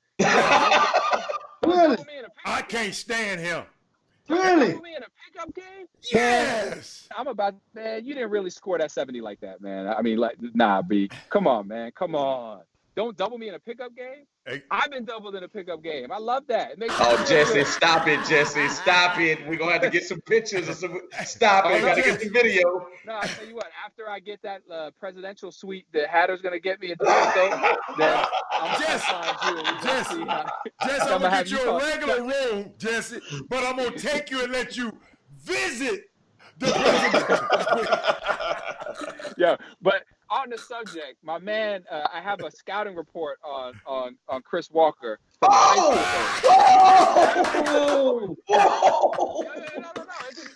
So check it out. My man Will Strickland. Shout out to Will Strickland, who went to Rice University. Apparently, he's from Brooklyn, but he did a year of high school down in Houston. And he said, "Yo, Chris Walker, is that the dude?" Blah blah blah. I was like, "Yeah, that's him." He's like, "Yeah, I played against him in high school." I said, "Was he nice?" And I waited, and he was like, "Yo, he could go." And he said, in a game against his team, you were coming down on the break, got your mouthpiece knocked out, turned it over, picked it up in stride, and then for the N1 with the mouthpiece knocked out. Hey, what to say right there? Jesse, I'm going to cut you off. Jesse, I'm cutting your video so it's off. I can't believe you said that. Jesse, you see that with his nasty ass? Gonna pick the mouthpiece up. Jesse. No, his grandmama taught him better. Jesse, Jesse, you all right with me, Jesse? You all right with me, Jesse? This is fact. Wow. I'm a reporter. I just deliver information. I collect it and I deliver it. That's what I do. That is too funny. Great. That's great, though. That's great. That's good stuff. I like that. What about DeMarcus Cousins? Ooh. I don't see that as a diva. He strikes me as one of those guys who just has an anger issue. That's the difference to me than being a diva in your feelings, too sensitive. Like, he's just got anger issues that he needs to learn how to get over. And I sympathize with that. Shoot, my boys still laugh at me for costing us a playoff win in the summer league by throwing a chair. What? So, Not yeah. Oh yeah, man, I got stories for days, man. So DeMarcus doesn't strike me as a diva. He's like, your cousin who always want to flip out like for no good reason, and you got to calm him down. But I wouldn't put him on the diva list. Who else is on the nominees for the diva? How about Kobe Bryant? Oh no, Kobe. Oh no! Come on, man. This man sank 2 free throws with a torn Achilles. No, like I said diva, man. I didn't say he was good. I say was he a diva? You can't. There's no such thing as a tough diva. Kobe's the toughest. Kobe's the toughest. My man played a whole season with a broken finger on his shooting hand. I mean, come on, yo. Nah. That's a great point. That's a great point. That's good. Who else? Who else y'all have on that? I'm gonna give you one more that I think that. How about who's the kid that plays for plays for the Spurs now? Played for the Raptors. DeMar? Oh no, he's not. Nice kid. Is he? To me, I don't know DeMar how you treat DeRozan. Jesse. I haven't really seen no diva tendencies from him. I mean, can you be a diva and not shoot threes? Divas seem to me that they got to shoot threes. Wow. You know, How about Kyle Lowry? What do you think about him? He a diva? Nah, Nah, he's cool. a dog, man. He just gets I'm just throwing it in there. you know, We're throwing some yeah. flavor in there. That's a high bar. So I got Devin Booker, KD, and Kyrie. That's the diva three for me right there. That's the diva. I got a you go. question, Jesse. Are you gonna ever cover the Clippers at all this year? I hope so. Yeah. I mean, man, after When what they did to the Lakers the other night, hey, Oh when man. you I do, am on record. Uh-huh. I am on record as writing last year before the playoffs, before he won, that Kawhi is the best player on the planet. So, Stop it, Jesse. Okay. You just lost me, man. okay. I'm gonna turn your water off. You're gonna be like Jimmy. You're gonna turn the power off. hey, Hey, I'm just saying we're gonna see. So I'm gonna He go do out it there. one time. He did it one time. LeBron been to 8 straight finals. He had to go against the Warriors. Oh, Hey, man. listen. If LeBron didn't leave the East, we wouldn't be talking about LeBron. So Kawhi Leonard. So stop it, please. Hey, I was going somewhere with that. I'm trying to help Jesse out. Jesse, when you go out there and you meet with the Clippers, Yes, sir. actually first meet with Sam Cassell and tell him you know Oh. me and you was on this show. Boom. You have access to everybody else after that. There it is. That's Jesse. Hey, 100%. Jesse, I know we bombard you. You think Melo will get back in the league? I hope so, but I don't think so, man. Like, Wow. if it ain't on there now, wow, yeah. But someone did a real good art. Like, I think it's his defense, and that was the reason he couldn't guard when he was with y'all down in Houston. Like, Right. defensively, it's tough. I feel bad for the guy, man. Like, he was a great player. You just hate to see anybody who's that good go out like he's going out. But I don't think he gets back in the league this year, man. I don't. Wow. I mean, even though Lala done got killed off of power, I knew you was gonna say it. Stand that man, Oh, man. my God. you know what I'm saying? I mean, that might, they might get. Hey, he make that diva list though. Melo's not a diva. Nah. He's spoiled. That Melo's is different. He's smart. Yeah. Melo's spoiled. Yeah. I mean, the quote that's always going to haunt him is, What? "Hey, yo, they said, am I going to come off the bench?" You remember that? Like, Yeah. I bet you he want to come off the bench now. Okay. So I hope somebody, Yeah. I hope somebody puts him down, man. Shout to Melo. I hope somebody puts him down. So now I got a good question. Speaking of African Americans in the media, Mm-hmm. in mainstream media, when you see, to me, well, I'm just gonna flat out just ask you: do you think it was a conspired effort for people such as Brian and Woj to be propelled and placed on the chessboard where they currently are in relevance to NBA, which is predominantly American players? Hicks, you coming with the killer. I like this guy. Wow, asking tough questions. Wow. Okay, so I will start here. I don't know that much about Woj's whole path to where he's at. However, Windhorst paid his dues. Windhorst was covering, working for the local newspaper in Akron, covering LeBron. So he paid his dues. Okay. So I don't want to take any of that away from him. I don't know about Woj's path. I don't think it's coincidence that Woj has the plug with all of the front offices, which are predominantly white, whereas Spears and Chris Haynes and a couple other guys have the plug with the players who are black. I don't think, and there's, I think that there's still some tracking that's going on. So I don't want, and obviously you don't get that kind of access that Woj has and be lazy or not be good at your job. It takes a lot of work. Right. But it does beg the question. And, there is this sort of stratification of talent at the top levels of sports media where, you got, it's kind of like assistant coaches, and it's kind of like the coaching situation in NCAA basketball. You got the head coaches who are predominantly white, and then to go get the players or to take the heat or to take the heat for delivering the bag, you got all the black assistants, and they're the ones getting locked up. My. So it's kind of like that, and it's still, and I'm gonna go back to, everybody. A lot of people hate this analogy, and a lot of my white brothers and sisters hate this analogy because they say, "How can you call these dudes slaves?" But Bill Rhoden, classic book, $40 million slaves. look at who's controlling things in pro sports. And even though a lot of people who look like us are making the money, still we're not in the decision-making type of capacities. It's getting better. You know, Messiah Jewelry got the chip up in Houston, but yeah. So I'm not going to go quite as far as to say that it was placed there deliberately, Jim, because I think that does take away from some of the work. Like, I know Windhorst works hard and put in years of work to get where he's at. Mm-hmm. But a lot of times these hiring decisions, people get hired and promoted a lot of times based on who the uppity ups are comfortable with. And they might be more comfortable with them. There can be, in general, a presumption of competence that does not exist for us. And so, you know, maybe something to that. I don't know, but I think that's a great question. And we do have to examine that. And I really want, you know, we need some more, we still need more diversity in sports media. And we need more diversity in the people who cover all that egghead statistical stuff. You know what I'm saying? Like, let's get some brothers up on that. Some of these MIT brothers up on that, you know, so that we're not just down here getting sweaty with the athletes. You know what I'm saying? No doubt. Great question. I got another one for you, Jesse. Jesse, I got one for you.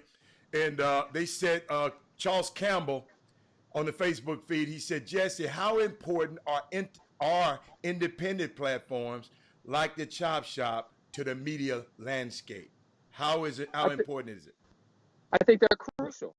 I think they're essential because you guys have something that we don't have at ESPN, you know, and it's the community things are still local, man. Things are still local. That's where the passion is. And you guys have a lock on the understanding and the feeling of that local market. And so I think that those type of platforms really add something. You guys are the new like newspapers are dying. I hate to say it, it kills me. I come from newspapers, but newspapers are dying, you know, and pretty soon they are not going to exist in the physical form anymore. Right. And you guys are really, in my opinion, the new version of the local sports page that we all know and love, especially because I love that y'all are up on high school sports because that's where the real passion is. It casts such a wide net. It affects so much of the community, and it's more pure, even though they asking for money to be on the cover of Joe's Dog, but you know, but it's still more pure, man. I mean, we're still doing it for you know, there's still more of a pure essence to it. So I think that the lifeblood of media is local, and platforms like the Chop Shop keep that going now that the newspapers are dying off. I mean, awesome, man. We definitely appreciate it, boy. Thank you, brother. You come through, and that's the whole thing. You got people writing with the ink pens, running out of ink, people getting nuggets. Don't forget, guys, you can go back and watch today's show in its entirety, or you can actually have the capability to get your finger and scroll to the whatever point you want to start watching from. So if you just tune into the Chop Shop and you think you missed something, you have it. You come back, that's how we roll. Jimmy, add this too, Jimmy. And you can also, this show will be downloaded on YouTube.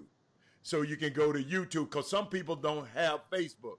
So if your friends don't have Facebook, they can go to YouTube, Chop Shop HTX, and you can do the same thing. Now, Jimmy, I just wanted to add that. And so and once again, we definitely thank you, Jesse, man, for coming in and chopping up with us on the Chop Shop. Thank you, big fella. Yeah, okay, awesome, man. Okay. And that's the thing. Wait. No Astros? No. Oh, okay, yeah.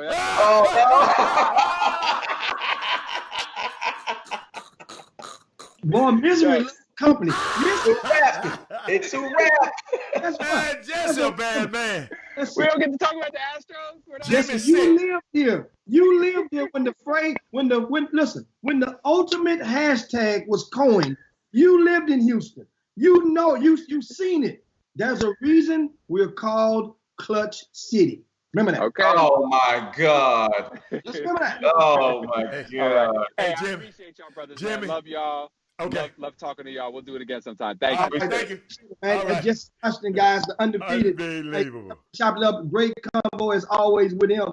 And of course, now you know it's time. We're emerging in overtime sector, but guess what? It's time for the NFL. Come on, Cletus. So it's you and Hatter, not me. I'm done. Yeah, buddy. Hey, now, come on, Cletus. I got him right here, Hatter. You ready? Who go first? You go first because you won last week. Oh, okay. I like that. Let me get Jesse off the screen. So he got lucky last week.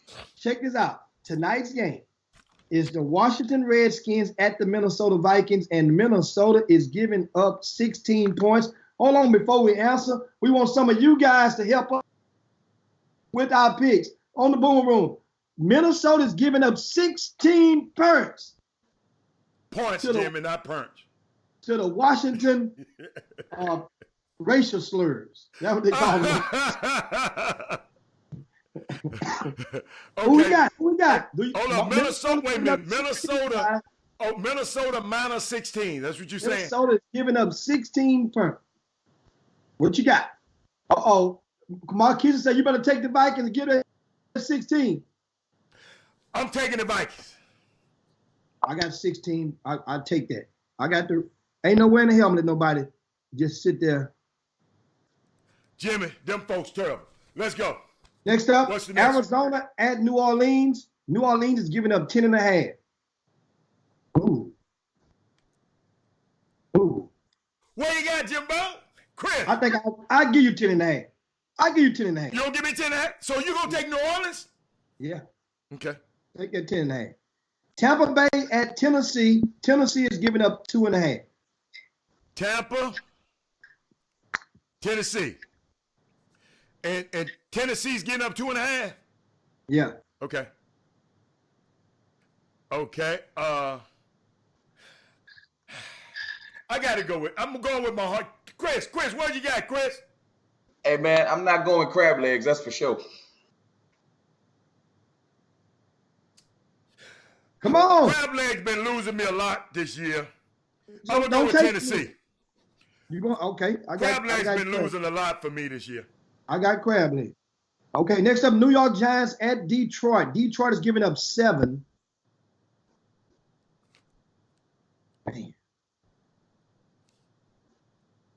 That little quarterback y'all got in New York, y'all tried to fool everybody with that little quarterback, but I think he can't do no worse. Danny Dimes.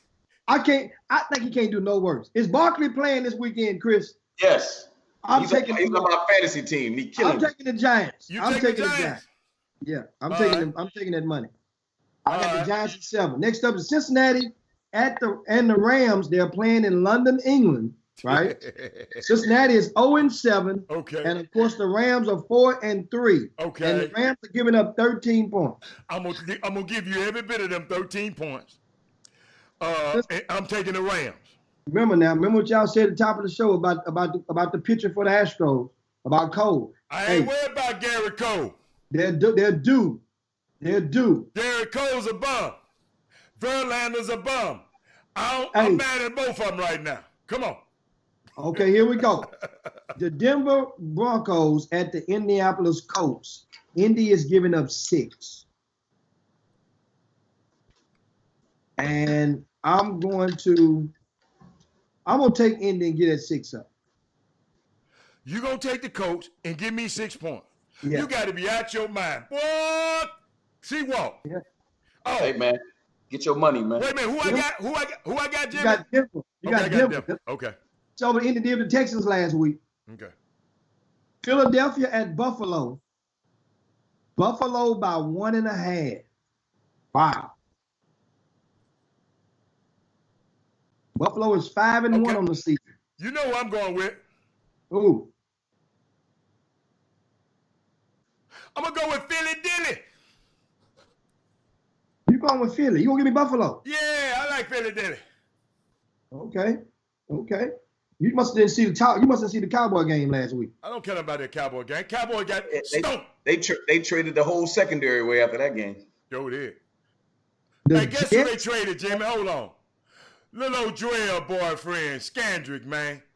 They trade. That little girl gonna quit that man if he ain't got no job. But keep going.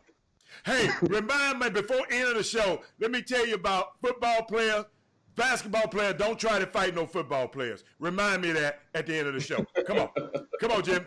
The Jets at Jacksonville, and Jacksonville is giving up 6.5.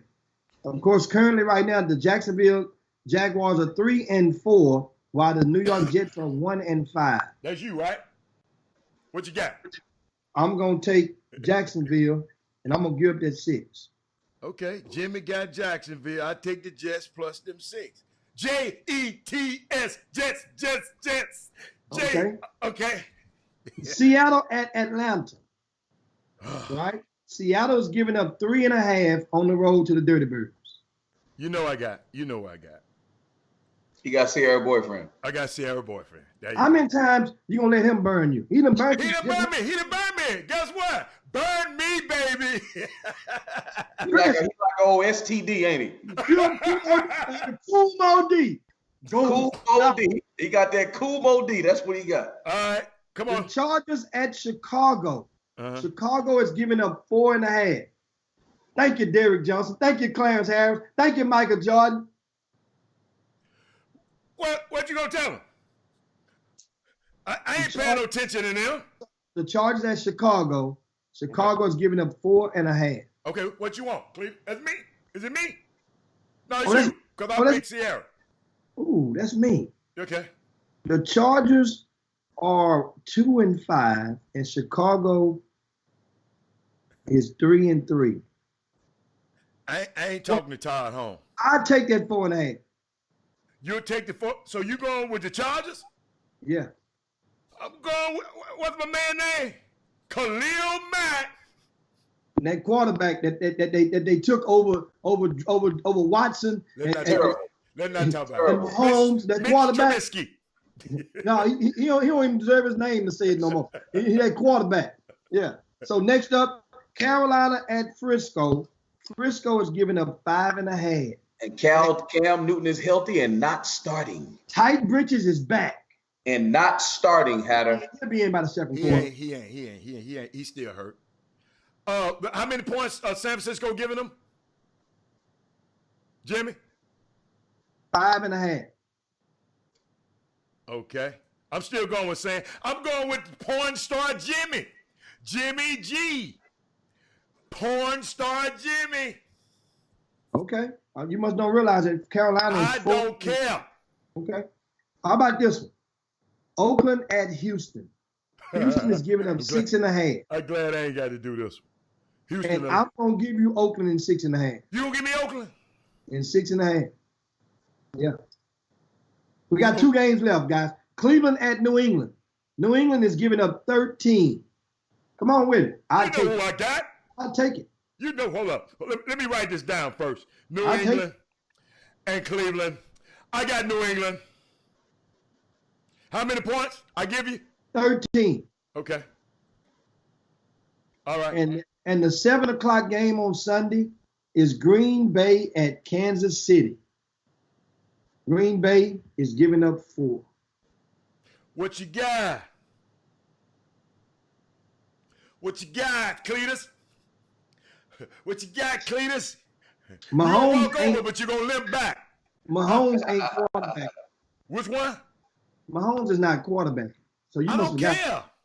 He's not playing. So what you going to do? Came to practice yesterday, but he's not playing. What you going to do, Jimmy? You got missed the 4th quarter. What? You ain't going to give me my Green Bay. You know I've got Green Bay ties, but that's all right. Green Bay 6-1. Yeah. What you want, Jimmy? They're going to be 7-1 after this weekend. I'm taking Green Bay. Okay. If you're scared, call the police. Touchdown. So, got it, y'all. Got him again. But I remain undefeated again. Hey, y'all. Let me tell y'all something, man. Something happened last week. I didn't get a chance to talk to y'all about it, right? Michael Beasley, who played for the Denver Nuggets, right? I'm trying to find the article. He got to fighting with another dude over an Instagram model. Okay? Hold on. I'm looking for Michael Beasley. Hold up.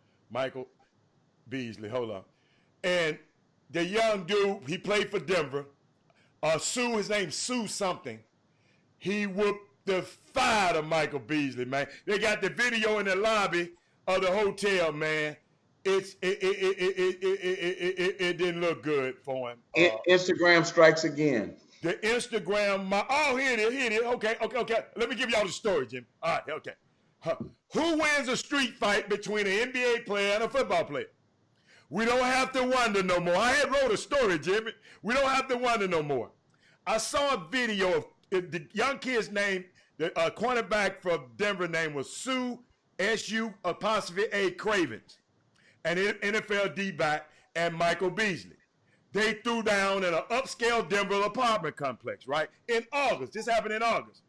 Sue has talked about the situation. If you go follow him on Instagram, he talked about I had to just whoop up on this player. He scratched me a little bit, but I put that thing on it. But it looked like Beasley had a shot at the beginning of the fight because he was throwing the punches, but Craven put that body on him and dropped him, but and began to dominate it. And the girl was in the middle trying to break the fight up. Let me find her name. The girl is Beasley is 22 years old, and Craven is 24. He's 6'1", 225, right? Beasley's 6'5", 190. But the guys has been beefing over this woman. Her name is Montana Yao, as in Yao Ming. Go find her on Instagram. And Beasley and her got a baby together. And apparently Montana and Craven had a long time friendship, and she was trying to stop the fight. But guys, speaking of, hey, dude, don't be trying to fight these NFL guys, man. Yeah, because they all on steroids, man. Everybody know that. They crazy. Yeah. But Chris, go look at your Instagram, Jimmy, and pull up. Don't worry, I will. And pull up Montana Yao, and see what they're working with. She worth fighting over. Yeah. But he got a baby, man. He got a baby by the girl, man. She was trying to stop the fight, though, y'all. In all the fans, she was in between. She told Beasley, "Don't go over there, man. Messing with that man. Don't go over there messing with them Jews without no money." Like Richard Pryor said. Hey, don't you remember that, Jimmy? Don't go over there messing with him without no money. Don't go over there messing with that dude, man. And that dude put them hands on Beasley. And I saw Beasley play last night, and they won the game. I know we didn't finish that, but Jimmy, Dame Dollar hit a lot of points and lost last night too. So him and Kyrie in the same boat. So I guess that's it. Yes. I'm just wrap it up, fellas. Yeah, let's wrap it. Once again, guys, thanks so much for tuning to the Chop Shop. Hope you enjoyed yourself on this Baby Friday. That we call it. And we gave them the starting five. Had to post it up on the screen for them as we get ready to land the plane. What? I'm gonna call them out. I'm not posting them today. I'm giving them their name. Todd Holmes, Melvin Dews, Dal Anderson, Rick Wilmore, and the First Lady, Lori Dawson. Yes. And that is the starting five. But don't forget, guys, also tickets are still on sale through the end of the month for the season opener basketball showcase. That will be held at the Campbell Center on Saturday, November the 16th. And that is 8 games on that day of great action. That's 8 games, 16 teams. Texas Association of Basketball Coaches earlier this week released their preseason state rankings. Of the 16 teams who are participating in the season opener at the Campbell Center, guess how many are ranked in the state among the TABC rankings? 16. 11. 11 of the 16, which is absolutely cool. So that means it's going to be some hell of a showdowns taking place on that afternoon. So once again, thanks on behalf of Extravaganza championship game. Adam, and of course the hat. Will take on Jack you guys Gates at 5 on p.m. Monday. We up out of here, guys. On this, make sure you be safe this weekend. Cypress Shout out to my Creek. people in Louisiana. And Y'all the come finale, for the funeral. Shadow Creek versus Episcopal at 8 p.m. That's the RCS Sports. And the Jackson family over at JoJo's Barbershop on Homestead. Tanise passed away earlier this week, and that is Tanise? Not Tanise. I'm sorry, Thais, her daughter. Ty. Wow. Ty, who was a star, and I'm quite sure Chris, you remember her. She was a basketball player out of Houston and out of Texas back in the class of 2004. She passed away, and so our condolences extended to them. Thanks a bunch, guys. Make sure you share the show with your families and friends on this timeline. Like our Facebook and our YouTube page as well. Shop HTX, guys. It's time to yabba dabba do this thing. We up out of here. Chop shop. See y'all later.